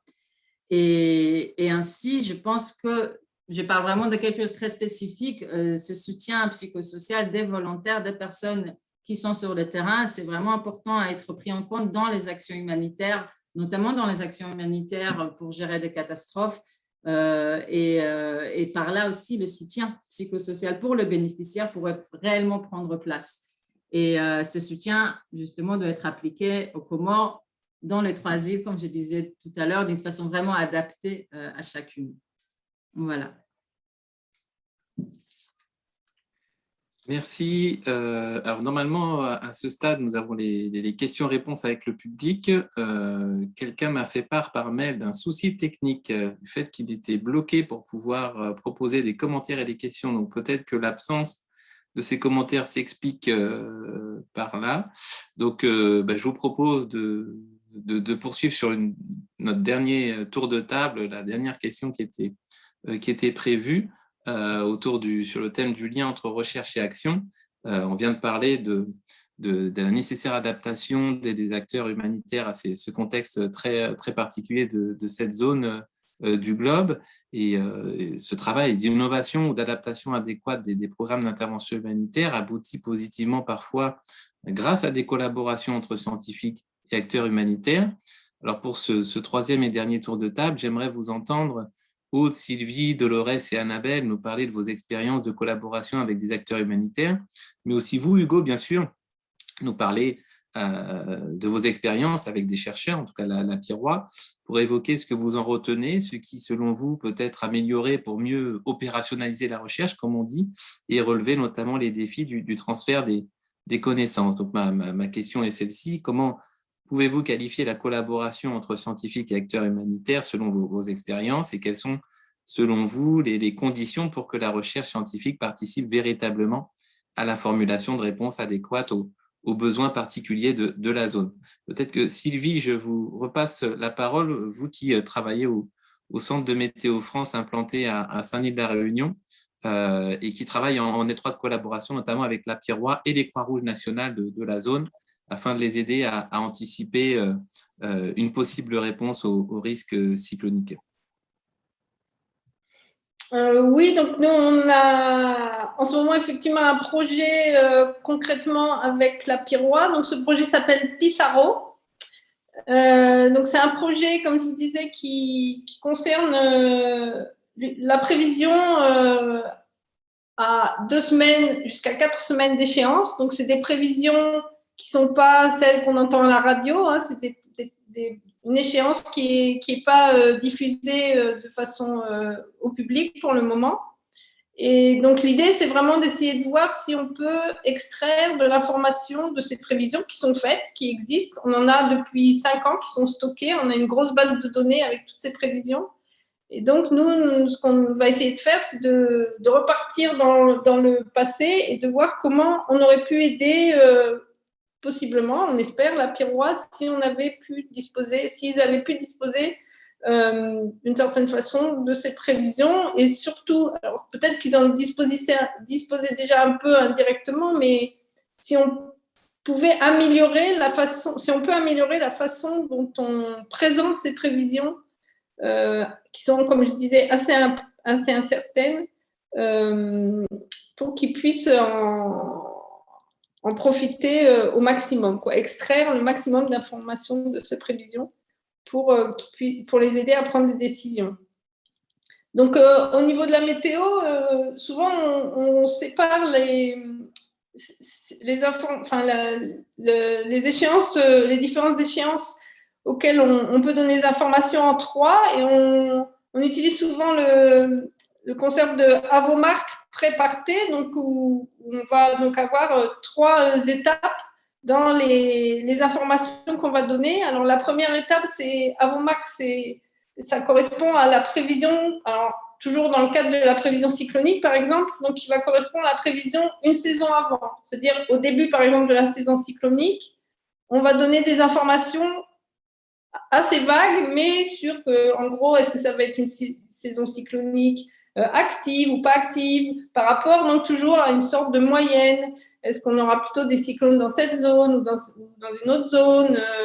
Est-ce qu'on en aura donc probablement plus intense ou moins intense, mais on ne saura pas dire exactement à quel moment, on ne saura pas dire le nombre exact, et on ne saura surtout pas dire quel jour ils vont atterrir sur quel endroit.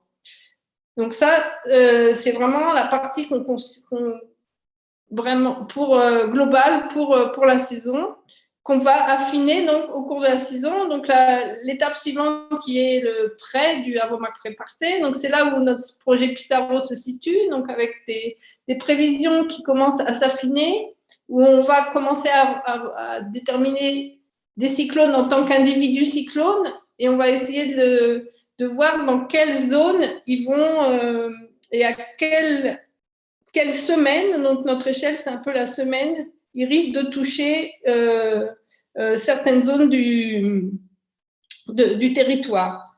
Alors évidemment, hein, c'est pas simple quand on a des petites îles comme la Réunion ou comme Rodrigue. C'est vraiment des têtes d'épingle sur l'océan. Donc c'est un travail assez compliqué, mais on travaille vraiment avec la Piroie pour justement déterminer des zones et fabriquer aussi une cartographie qui pourrait donc commencer un peu à allumer des alertes 2 ou 3 semaines avant. Et on espère qu'au niveau de l'organisation humanitaire et donc la mise en place de matériel, par exemple, 2 ou 3 semaines avant, ça pourrait aider. Donc, on va tester ça dans le passé, voir s'il y aura plus de fausses alertes ou voilà, faire une sorte de diagnostic honnête et à la fin du projet, voir si ça vaut le coup de continuer vraiment sur cette voie-là. Et puis, bon, donc, dans notre Avomark pré-parté, il y a le parté. Donc, ça, c'est ce qui existe déjà. Donc, avec la Piroie qui envoie des bulletins quelques jours avant, quand le cyclone est déjà là. Et là, on a quand même une relativement bonne prévisibilité, au moins pour la trajectoire. Pour l'intensité, on espère que ça va s'améliorer, mais au niveau de la trajectoire, quand même, maintenant, 5 jours avant, on a quand même une bonne idée de là où le cyclone risque de toucher des terres. Voilà, donc ça fait 1 an qu'on travaille avec la Piroie là-dessus. Je pense que cette expérience, ça nous a montré qu'il y a une phase de prise de contact pendant laquelle on fait connaissance, en fait, qui est assez longue, et il faut être, je pense, les deux, parce qu'on travaille dans des mondes vraiment tellement différents qu'on parle des langages différents, et ça a pris vraiment un temps assez important pour qu'on arrive à vraiment travailler ensemble, je pense, mais qu'au bout donc de quelques mois, hein, je dirais 6 mois, je pense que ça a bien pris, et qu'on a maintenant, on va arriver à à collaborer de façon positive, et donc enfin positif, c'est toujours positif, mais concrètement, ça va déboucher sur quelque chose, et donc on démarre la nouvelle saison cyclonique dans 1 mois. Et donc, on a déjà des nouveaux produits qui vont être testés en temps réel. Et donc, j'espère, à la fin de la saison, on pourra avoir des conclusions positives sur cette action. Donc, j'espère vraiment que ça pourra aider. On verra, on fait ce qu'on peut. Et voilà. Merci. Donc après, oui, donc je pense qu'il y a peut-être... il y aura peut-être des questions sur tout ce qui concerne le changement climatique. Donc, nous, on n'est pas encore complètement impliqués là-dedans. Ce n'est pas notre spécialité.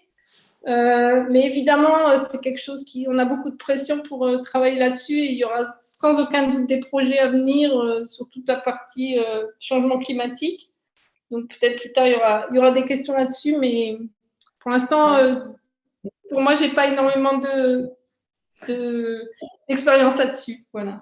Effectivement, je crois qu'on a des spécialistes du changement climatique dans la salle. Maintenant qu'on a résolu notre petit problème technique avec notre régie miracle à Montrouge, vous pouvez poser soit les questions dans le chat, ou alors vous pouvez aussi lever la main et on vous passera le micro aussi. Mais là, on va finir peut-être le tour de table. Vincent, c'est toi le chef des sessions questions-réponses. Je te laisse. On va finir là, le petit tour de acteurs scientifiques et opérationnels très variés, la Piroie, la Fondation Croix-Rouge française, là aussi l'ARS, l'Agence régionale de santé de Mayotte, l'AFD, le CNRS, et en réponse à un besoin opérationnel précis. Et votre projet a permis de dresser le portrait des populations vulnérables aux risques sanitaires liés à la pollution de l'eau dans un quartier d'une commune, Koungou, de participer à cette recherche, d'améliorer les capacités sociales et institutionnelles à faire face aux risques liés aux maladies du péril fécal, et plus généralement des conditions dans lesquelles peuvent travailler les chercheurs avec d'autres acteurs opérationnels. Bon, alors, je vais essayer de répondre à la question, même s'il a été haché. Je vais essayer je crois que je l'ai compris à peu près. Oui, je vais peut-être parler justement du projet Vulnéo qui a été soutenu par la Fondation Croix-Rouge. Et déjà, je voudrais dire qu'en fait, avant de répondre à une question sur un enjeu particulier, sur une zone, je pense qu'il faut déjà savoir se poser les bonnes questions. Alors, je dis ça parce qu'en fait, souvent, moi, ce que j'ai pu constater en travaillant avec des acteurs humanitaires ou territoriaux, c'est qu'on était sollicité, alors je parle pour les sciences humaines et sociales et notamment pour la sociologie, à répondre à des questions qui étaient déjà posées. Et en fait, on ne participait pas aux questions en amont des projets. Et ça pose problème souvent parce que des fois, on ne peut pas y répondre parce qu'en fait, il peut y avoir un fantasme autour de la discipline ou en tout cas, une nécessaire besoin de traduction. Alors, c'est ce que fait la Fondation Croix-Rouge à travers les appels à projets et les appels à bourse, hein. Mais à l'échelle des scientifiques et des sciences humaines et sociales, je crois que déjà, l'intérêt, c'est d'arriver à se poser les questions ensemble et qu'il y a un réel besoin des scientifiques qui soient associés vraiment en amont dans la traduction des enjeux pour les acteurs de terrain qui sont présents sur le territoire. Donc pour moi déjà, voilà, l'association, elle doit se faire vraiment en amont des questions et des projets qui sont financés. Par exemple, la recherche que j'ai menée sur Mayotte donc l'année dernière, qui portait donc sur des cas de fièvre typhoïde, donc notamment des foyers de fièvre typhoïde qui étaient sur la commune de Kongou, dans un quartier qui s'appelait le quartier Kherson, et l'ARS était en difficulté pour arriver à identifier en fait les causes de ces foyers et à endiguer en fait ce risque et cette épidémie en dépit de réseaux, de sentinelles d'observation qui étaient mis en place pour observer et pour essayer d'identifier rapidement les cas. Et donc, avant de proposer le projet, ce qui s'est passé, c'est que j'ai travaillé avec un groupe de réflexion qui avait été monté avant par les acteurs de santé de Mayotte, notamment l'ARS, Santé publique France, pour justement identifier, comprendre bien les enjeux et leurs besoins. Donc déjà, il y a ce travail-là, je crois, de chercheurs, d'arriver à traduire déjà les questions en enjeux scientifiques, pour bien comprendre et bien traduire. Ça permet en fait aussi un temps de recul et de réflexivité qui permet en fait aux acteurs humanitaires ou territoriaux de prendre en fait la mesure de leurs connaissances. En fait, je le vois souvent quand j'accompagne les acteurs, c'est qu'ils viennent nous chercher pour qu'on leur transfère des connaissances ou qu'on produise des connaissances. Mais en fait, moi, j'ai tendance à dire qu'ils savent déjà. En fait, ils savent déjà, mais il y a ce temps-là de se poser, d'avoir la réflexivité qui n'est pas permis dans leur métier, en fait, parce qu'ils fonctionnent souvent beaucoup en urgence, ce qui paraît normal. Mais en fait, ce temps-là de poser, de traduire les enjeux, en fait, ça permet déjà qu'ils se rendent compte aussi qu'en fait, ils sont spécialistes des questions et que finalement, des fois, c'est juste traduire leurs connaissances plutôt que de faire émerger de nouvelles connaissances, déjà. Et donc ça entraîne aussi pour nous, scientifiques, je pense, et sciences humaines et sociales, de sortir un peu de la vision surplombante qu'on pourrait avoir par moment, où on serait là pour transférer des connaissances de manière un petit peu comme ça verticale, mais se mettre vraiment sur un pied d'horizontalité en fait avec les acteurs pour qu'il y ait un réel échange et en fait un co-apprentissage, quoi, j'ai envie de dire. Alors, il y a une autre condition pour moi en fait de réussite, et ça, je l'ai vu pour le projet donc Vulnéo que j'ai porté et qui a été financé aussi par l'Agence régionale de santé de Mayotte, c'est que j'ai eu la chance d'avoir les acteurs territoriaux et les acteurs de la Croix-Rouge qui sont venus avec moi sur le terrain.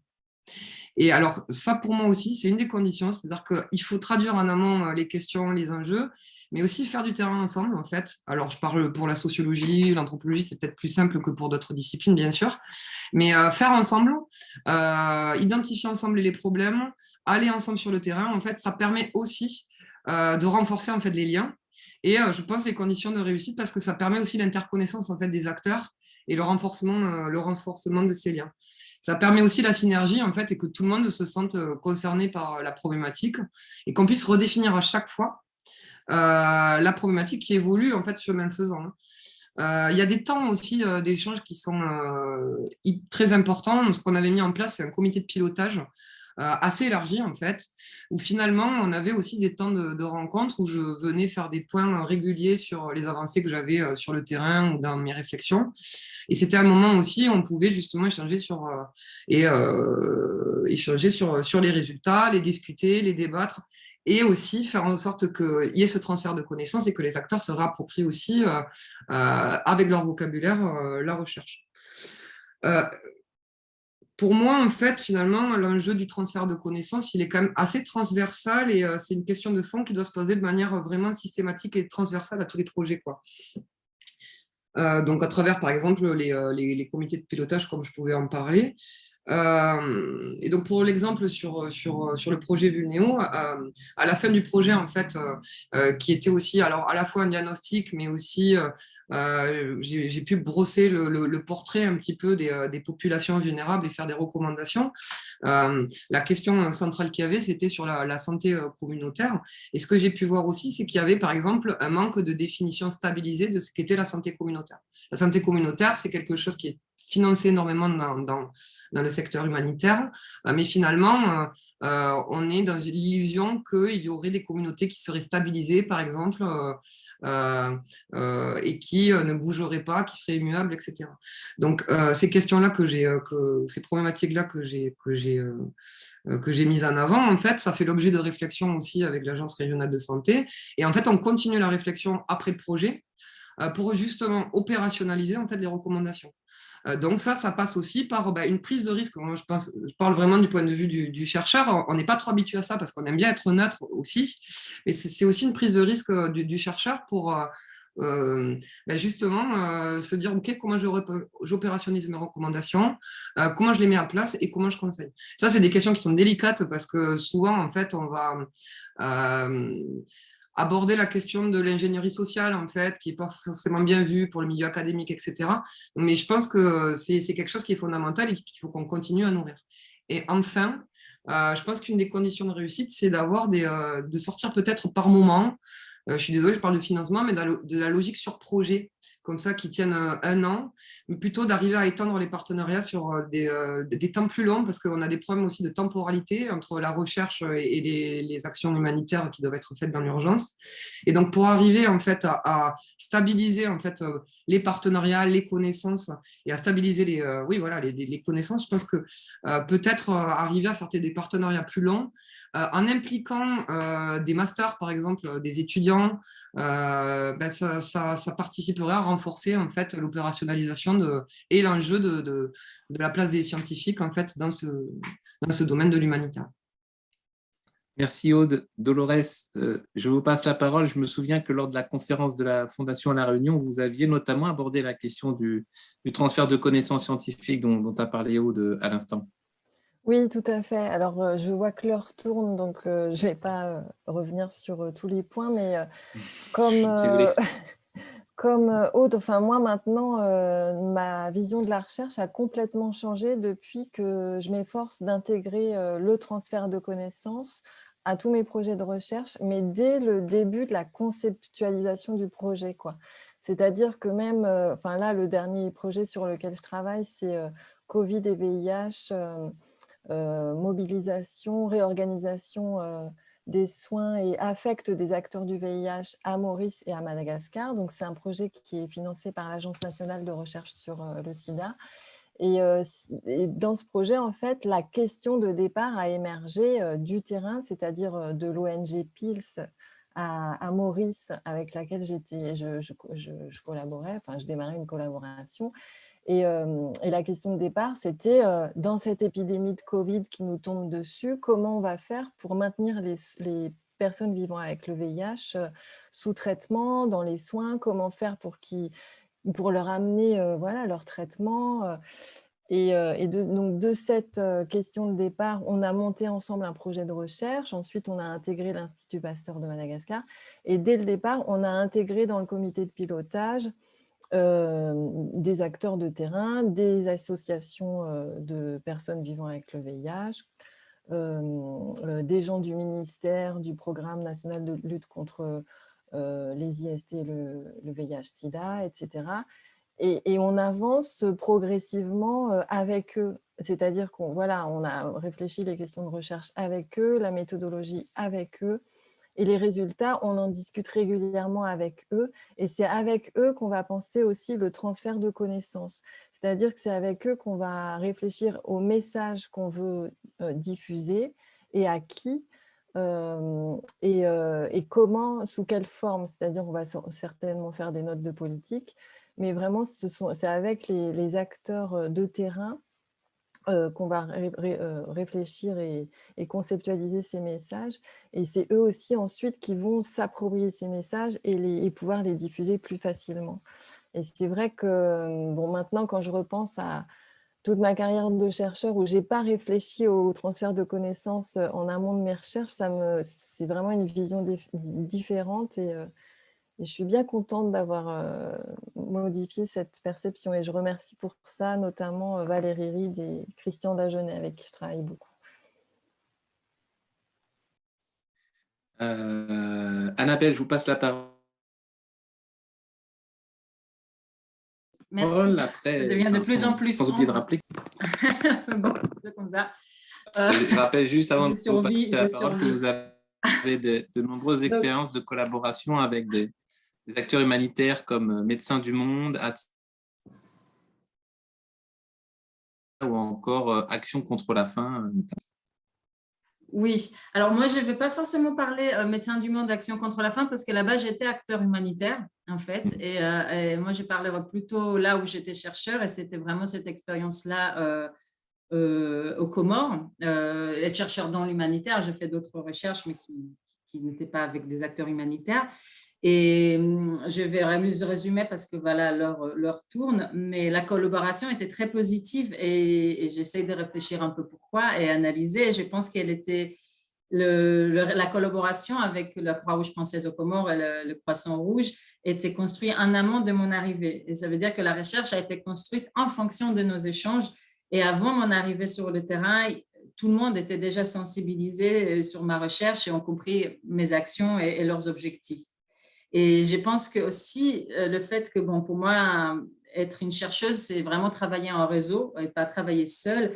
Et le fait de communiquer sur ma recherche avant, mais aussi pendant que j'étais sur le terrain, que ce soit avec la Piroie, avec la Croix-Rouge française, avec le Croissant Rouge, ça a permis de gagner leur soutien et leur compréhension aussi de ce que je fais, parce que souvent en santé mentale, quand on n'a pas trop l'habitude, ça a l'air toujours un peu abstrait, et comprendre mes objectifs, surtout pour la suite.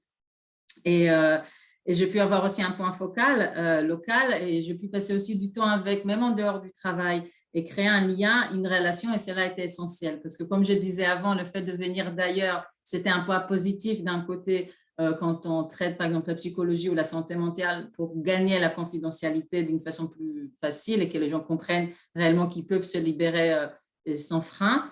Mais avec cela, il est important aussi de construire une approche personnelle avec les personnes, s'intéresser aussi à tous les aspects culturels, anthropologiques de chaque île, s'intéresser à leur culture, à leurs difficultés. Et cela a mis à l'aise les volontaires. Il y a vraiment un respect dans les deux sens. Et là, je vais me rejoindre un peu à ce que vient de dire Aude, parce que pour moi, ce que j'ai senti vraiment quand j'étais là-bas, que quand la recherche touche par exemple des zones d'ombre, comme là, le manque de soutien psychosocial auprès des volontaires. Mais c'est un zone d'ombre, ce n'est pas que les acteurs humanitaires ne comprennent pas que c'est important, mais ils ont des difficultés à l'aborder et des difficultés à le mettre en œuvre. Et la venue d'une recherche dans ce sens-là, et du coup, était très, très bien accueillie parce que ça répond aux besoins réels. Et pour moi, c'était comme un pont, hein, vraiment comme je me suis servi un peu d'un pont, d'un passage pour les acteurs humanitaires entre une compréhension intuitive que oui, effectivement, il faut soutenir les personnes qui sont sur le terrain, bien évidemment, mais voilà, ça reste là, il faut. Et le fait de mener une recherche, justement, je n'ai pas relevé, je n'ai pas inventé la roue en disant qu'il faut soutenir au niveau psychosocial et volontaire, mais j'ai pu mettre ça en action et puis j'ai pu mettre en place justement une action réelle pour assurer cette prise en charge. Donc, c'est vraiment ces ponts-là entre ces ressentis intuitifs et des actions réfléchies et adaptées en fonction. Et justement, je pense que l'enjeu de cette recherche-là, qui n'est pas encore finie, hein, qui est en construction, c'est que les recommandations qui vont venir, qui sont construites aussi avec, et toujours en communication avec le Croissant Rouge, que ça puisse durer dans le temps. Voilà, que ça ne reste pas sur le papier ou que ça ne soit pas vraiment quelque chose de oups, on le fait une fois, mais que ça puisse durer. Et c'est là vraiment que la collaboration, je pense, avec la Croix-Rouge française aux Comores et le Croissant Rouge, on pourra vraiment l'évaluer si elle a vraiment porté ses fruits ou pas. Voilà, résumé comme ça un peu rapidement. Merci. Merci. Je vous laisse la parole pour conclure. La question des liens entre acteurs scientifiques et opérationnels, du décloisonnement entre ces deux mondes, mais ça reste quand même un challenge de réussir à faire coïncider les calendriers de la recherche et de l'action, comme on l'a dit, de rendre accessibles les résultats des recherches, de traduire ces résultats en recommandations utiles aux opérationnels, etc. Alors, voilà, parlez-nous de ces collaborations et de la façon dont on pourrait les Tu es très coupé, Vincent. À l'avenir. On t'entend assez mal. Et on prendra quelques minutes après. On a quelques questions, donc on va prendre quelques minutes après Hugo pour répondre à vos questions. Vous avez bien entendu ma question, Hugo ? Oui, merci Vincent. En fait, grâce à toi, on a une petite idée des difficultés que nous, on a souvent, régulièrement, de communication avec l'équipe projet aux Comores. Donc, du coup, j'ai l'habitude J'ai l'habitude je m'adapte, il n'y a pas de souci. Du coup, oui, moi, du haut de mes 14 mois, de mes 14 petits mois en tant que chef de projet et aussi à Mayotte, j'ai plutôt l'impression que le lien entre l'opérationnalisation, entre la gestion de projet et la recherche, elle se renforce à l'échelle de l'océan Indien. Euh, Notamment quand je suis arrivé, du coup, c'était le tour du coup de Emmanuel Souffrin et Amber Cripps du cabinet ESOI de faire la première étude sur la perception des risques naturels à Mayotte, une étude socio-anthropologique. Et puis il y a aussi, il y avait Aude Sturma qui était présente, qui a pu faire d'ailleurs une présentation des résultats de ses recherches sur Kungu à peu près à la même époque. Donc effectivement, pour moi, ce qui est intéressant en tout cas, c'est que le lien entre la recherche et l'opérationnel se renforce. À la Piroie aussi, à travers les différentes réunions que l'on a en interne à la Piroie avec la Réunion, j'entends souvent parler de diagnostic, d'évaluation, de consultance, d'équipes de chercheurs qui travaillent à l'échelle de l'océan Indien sur des recommandations à faire en opérationnel sur les projets. Donc ça, déjà, c'est un point positif, je pense, parce qu'il y a vraiment besoin, je pense, d'accompagner les équipes projets, d'accompagner l'initialisation de projets sur les différents territoires, de les accompagner via des solutions qui viennent de la recherche des chercheurs, des solutions qui sont des fois théoriques, mais qui souvent sont applicables via des adaptations au terrain. Je pense que c'est vraiment très intéressant, ça doit se renforcer. Je pense que c'est vraiment très, très, très important pour les projets, surtout en sensibilisation, parce que du coup, on est là avec le public. On a besoin aussi de diagnostics, d'évaluations comportementales, socio-anthropologiques, qui nous permettent aussi de nous, qui ne sommes pas spécialistes de ces domaines, de pouvoir le mieux possible transmettre, diffuser la connaissance. Donc ça c'est vraiment un point important. Après, il y a aussi les questions de la recherche, comment dire, action, la recherche action qui nourrit aussi les projets en continu. Je crois que tu as aussi évoqué un petit peu aussi le début des projets, être intégré au début des projets en tant que chercheur pour aussi faire en sorte que les projets puissent bien débuter. Je pense aussi qu'un projet, finalement, ça peut aussi nourrir d'autres projets de recherche, soit en fin de projet, soit en évaluation finale. Nous, ce qu'on fait souvent aussi, c'est des évaluations intermédiaires. Donc, on passe aussi par des recommandations. Par exemple, ESOI a pu nous recommander donc, de faire une étude, une enquête CAP. Ce qu'on appelle une enquête CAP, c'est une enquête connaissance, attitude, pratique, qui s'intéresse du coup à la connaissance, aux attitudes et aux pratiques de la population vis-à-vis des risques naturels. Cette enquête, on a pu la faire du coup grâce aux recommandations des chercheurs. On a pu la faire là du coup en intermédiaire, c'est-à-dire à mi-projet. Et ça peut en fait, derrière, ça permet de réorienter, de réadapter ce que nous, on peut proposer à travers des événements, par exemple, ou de la sensibilisation communautaire, des approches participatives. Prendre en compte toujours les bons vecteurs de communication. Et donc ça, c'est des choses qui sont très, très importantes. Des évaluations finales aussi qui permettent aussi de déboucher, par exemple, à des phases 2, des phases, donc phase 1, phase 2, à des phases qui suivent finalement les projets, à avoir du coup des financements aussi sur du long terme. Ça passe aussi par du coup avoir des résultats scientifiques qui permettent du coup d'argumenter pour rester sur le territoire et continuer en fait à adapter et à transmettre de la connaissance sur les risques naturels. Et, bon, je parle beaucoup. Après, je tenais aussi quand même à parler des chercheurs. C'est vrai que vous avez, parmi les questions qui sont sur le chat, j'ai vu qu'il y avait l'importance des chercheurs qui sont sur le terrain. Effectivement, il y a des chercheurs qui sont formés par les universités métropolitaines, mais qui sont mahorais. On travaille notamment avec Saïd Hachim, qui a fait une thèse, du coup, notamment avec l'Université de Montpellier, qui est géographe, qui est spécialiste des risques naturels, qui travaille au Conseil départemental de Mayotte.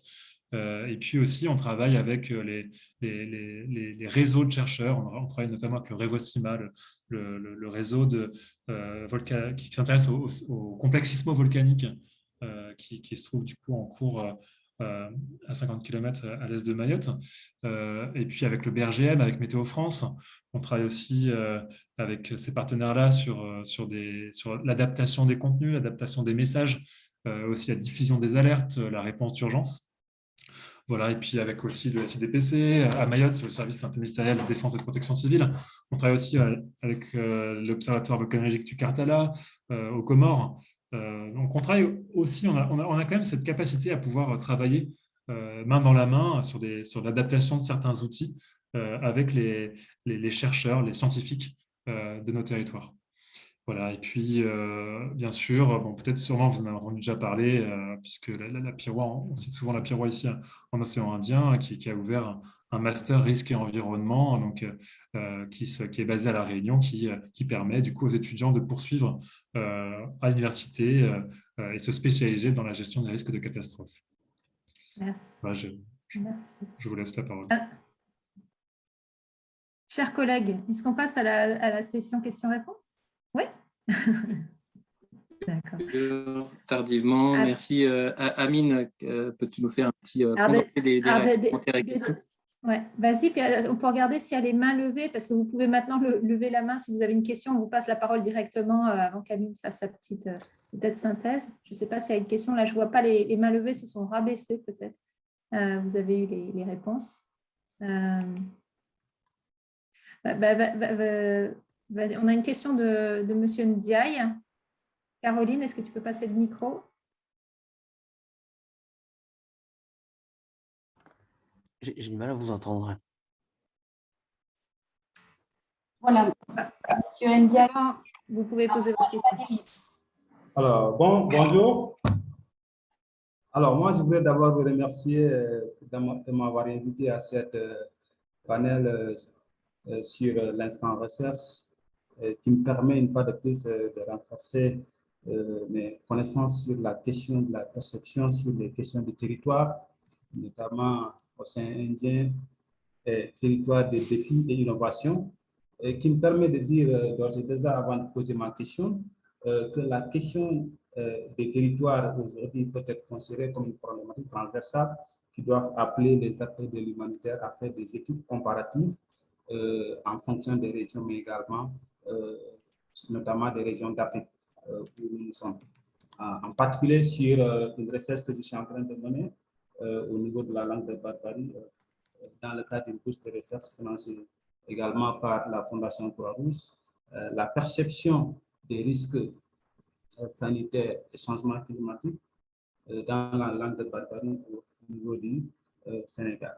C'est ainsi ce qui me permettra de poser ma question parce que j'essaie de faire une analogie entre cette étude que je suis en train de mener dans la langue de Barbarie du Sénégal sur la santé et perception, la perception des populations sur les changements climatiques, mais également les stratégies qui sont adaptées par les populations au niveau de cette interface terre-mer-océan, qui est une bande de terre de 200 à 400 mètres de long, qui est aujourd'hui dans les eaux de l'océan Atlantique, mais également du fleuve Sénégal long de 1200 km. Alors, ce qui me permet de poser une question à Sylvie, à savoir comment j'aborde un peu la question de la perception des populations sur cette santé et changement climatique. J'essaie de comprendre qu'est-ce que Sylvie, elle entend par la perception des populations sur le paludisme et le défi que les populations ont généralement à utiliser les moustiquaires. Et dans ce sens, quelles sont les actions qui sont menées par les acteurs de l'humanitaire pour pouvoir sensibiliser les populations, ce qui, bien évidemment, moi, me permettra, dans le cadre de l'action concrète, quand j'entrerai dans le fond de mes travaux, sur cette question de perception, de savoir un peu qu'est-ce que moi je peux tirer comme conclusion transversale qui peuvent être adaptées à des territoires différents pour savoir quelle est l'utilité de cette étude sur la perception des populations aujourd'hui sur les questions de territoire, de santé, mais également de changement climatique. Je vous remercie. Ça, c'est une très grande question pour Dolores Faurette, je pense, et comment aller de cette question des perceptions finalement au changement qu'on peut peut-être insuffler aux praticiens et aux opérationnels. Oui, merci pour la question. Bon, en fait, comme je disais tout à l'heure, on ne peut pas tirer une conclusion générale sur, voilà, il y a telle perception du paludisme ou des moustiquaires dans telle région, donc on peut faire tel message ou telle action générale. Enfin, je veux dire, il n'y a rien que j'ai observé à Madagascar qu'on pourrait appliquer au Sénégal. Ce qu'il faut, en tout cas, c'est que toutes les actions menées par les acteurs humanitaires ou autres soient appuyées sur des connaissances locales. Donc, vraiment faire appel à des chercheurs locaux, des anthropologues locaux qui vous aident à identifier ces perceptions et tous les défis, les obstacles à l'utilisation des moustiquaires, voilà, pour faire des actions adaptées. J'espère que ma réponse est assez courte, mais Merci, efficace. Merci Dolores. Du coup, comme je vois, il n'y a pas d'autres questions pour l'instant. Amine, je te laisse faire une petite synthèse. Oui, du coup, dans le chat, il y a quand même un consensus sur l'idée de solliciter les chercheurs qui sont déjà présents sur le territoire. Une vision partagée de la recherche appliquée qui serait holistique et qui impliquerait donc les diverses strates concernées par les différentes problématiques. Il y a eu quelques retours aussi sur l'importance de coordonner les réponses proposées par les chercheurs aux actions des acteurs humanitaires dans les situations de crise. On a eu quelques questions dans le chat aussi, notamment sur la question des cyclones qui impactent tout le territoire. Est-ce que les changements dans les alertes sont bien compris ?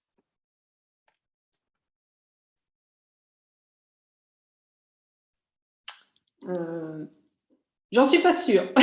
Même moi, des fois, je m'y perds. Alors, je pense qu'effectivement, peut-être que justement les projets comme Pareil pas pareil peuvent aider à ça, mais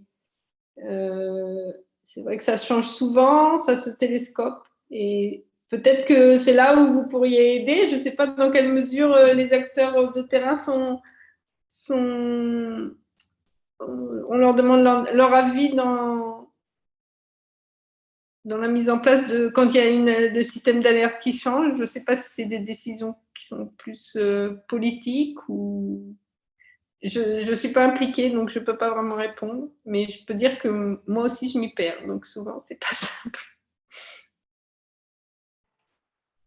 Ce que je peux dire peut-être sur cette question de manière générale à l'échelle au-delà de l'océan Indien, c'est qu'il y a une superposition de toute façon des messages d'alerte. On le voit par exemple pour Météo France ou Vigicru, et que plus on a des messages d'alerte différents avec des codes couleurs qui se ressemblent, ce qu'on peut voir, c'est qu'à l'échelle déjà nationale, par exemple, c'est pas forcément bien compris.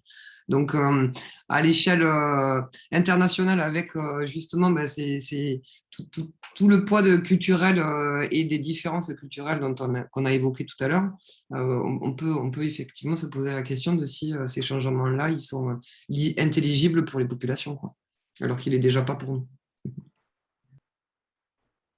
Je ne sais pas, Amine, si tu avais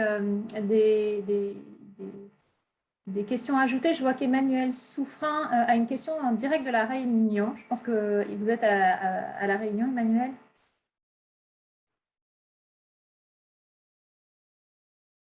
Alors, il faut que j'active. Est-ce que vous m'entendez? Oui, on vous entend très bien.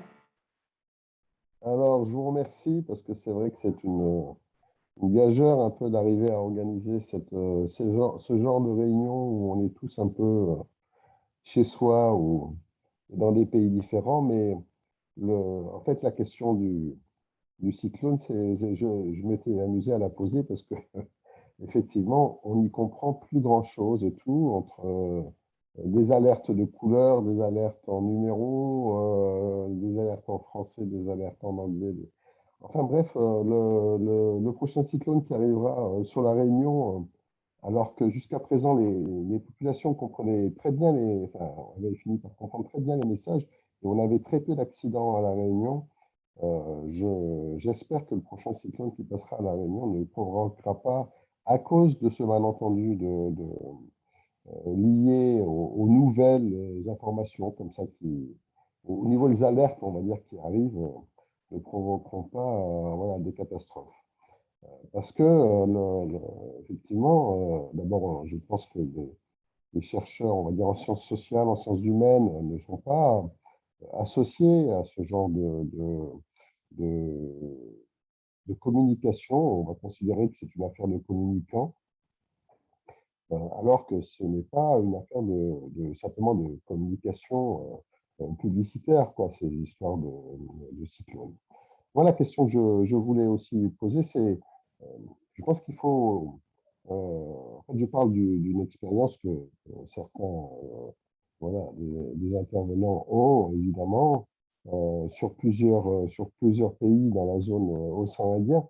Il y a une différence, si on veut travailler chercheurs et intervenants, entre des statuts de chercheurs qui sont différents, surtout dans les pays dans lesquels on intervient, et puis des chercheurs comme moi qui sont un peu hors statut, on va dire, entre le temps du chercheur, le temps du consultant et le temps de l'évaluateur.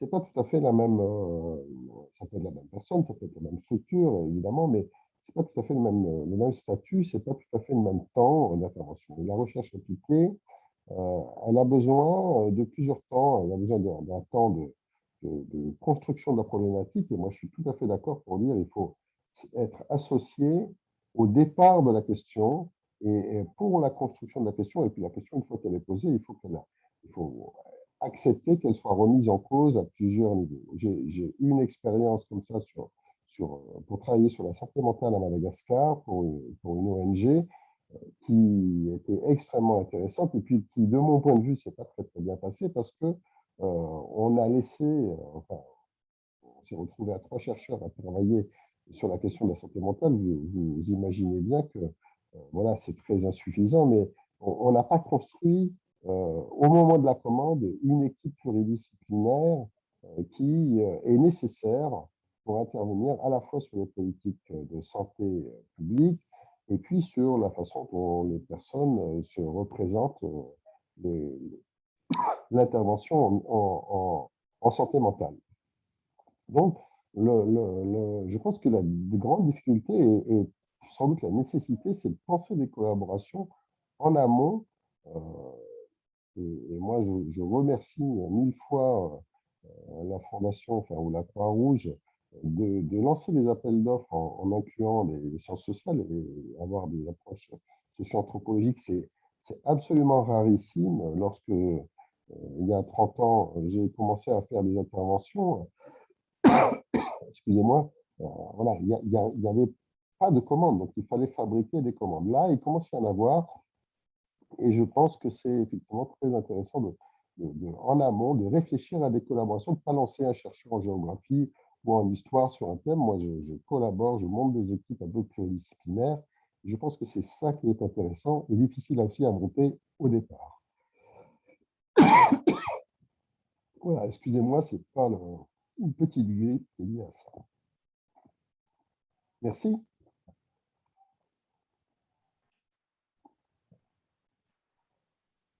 Merci beaucoup, Emmanuel.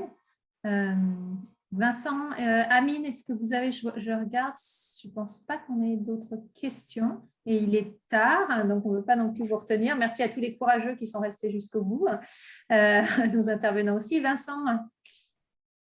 Merci à tous, merci pour votre participation. On a débordé, mais on est un petit peu habitué.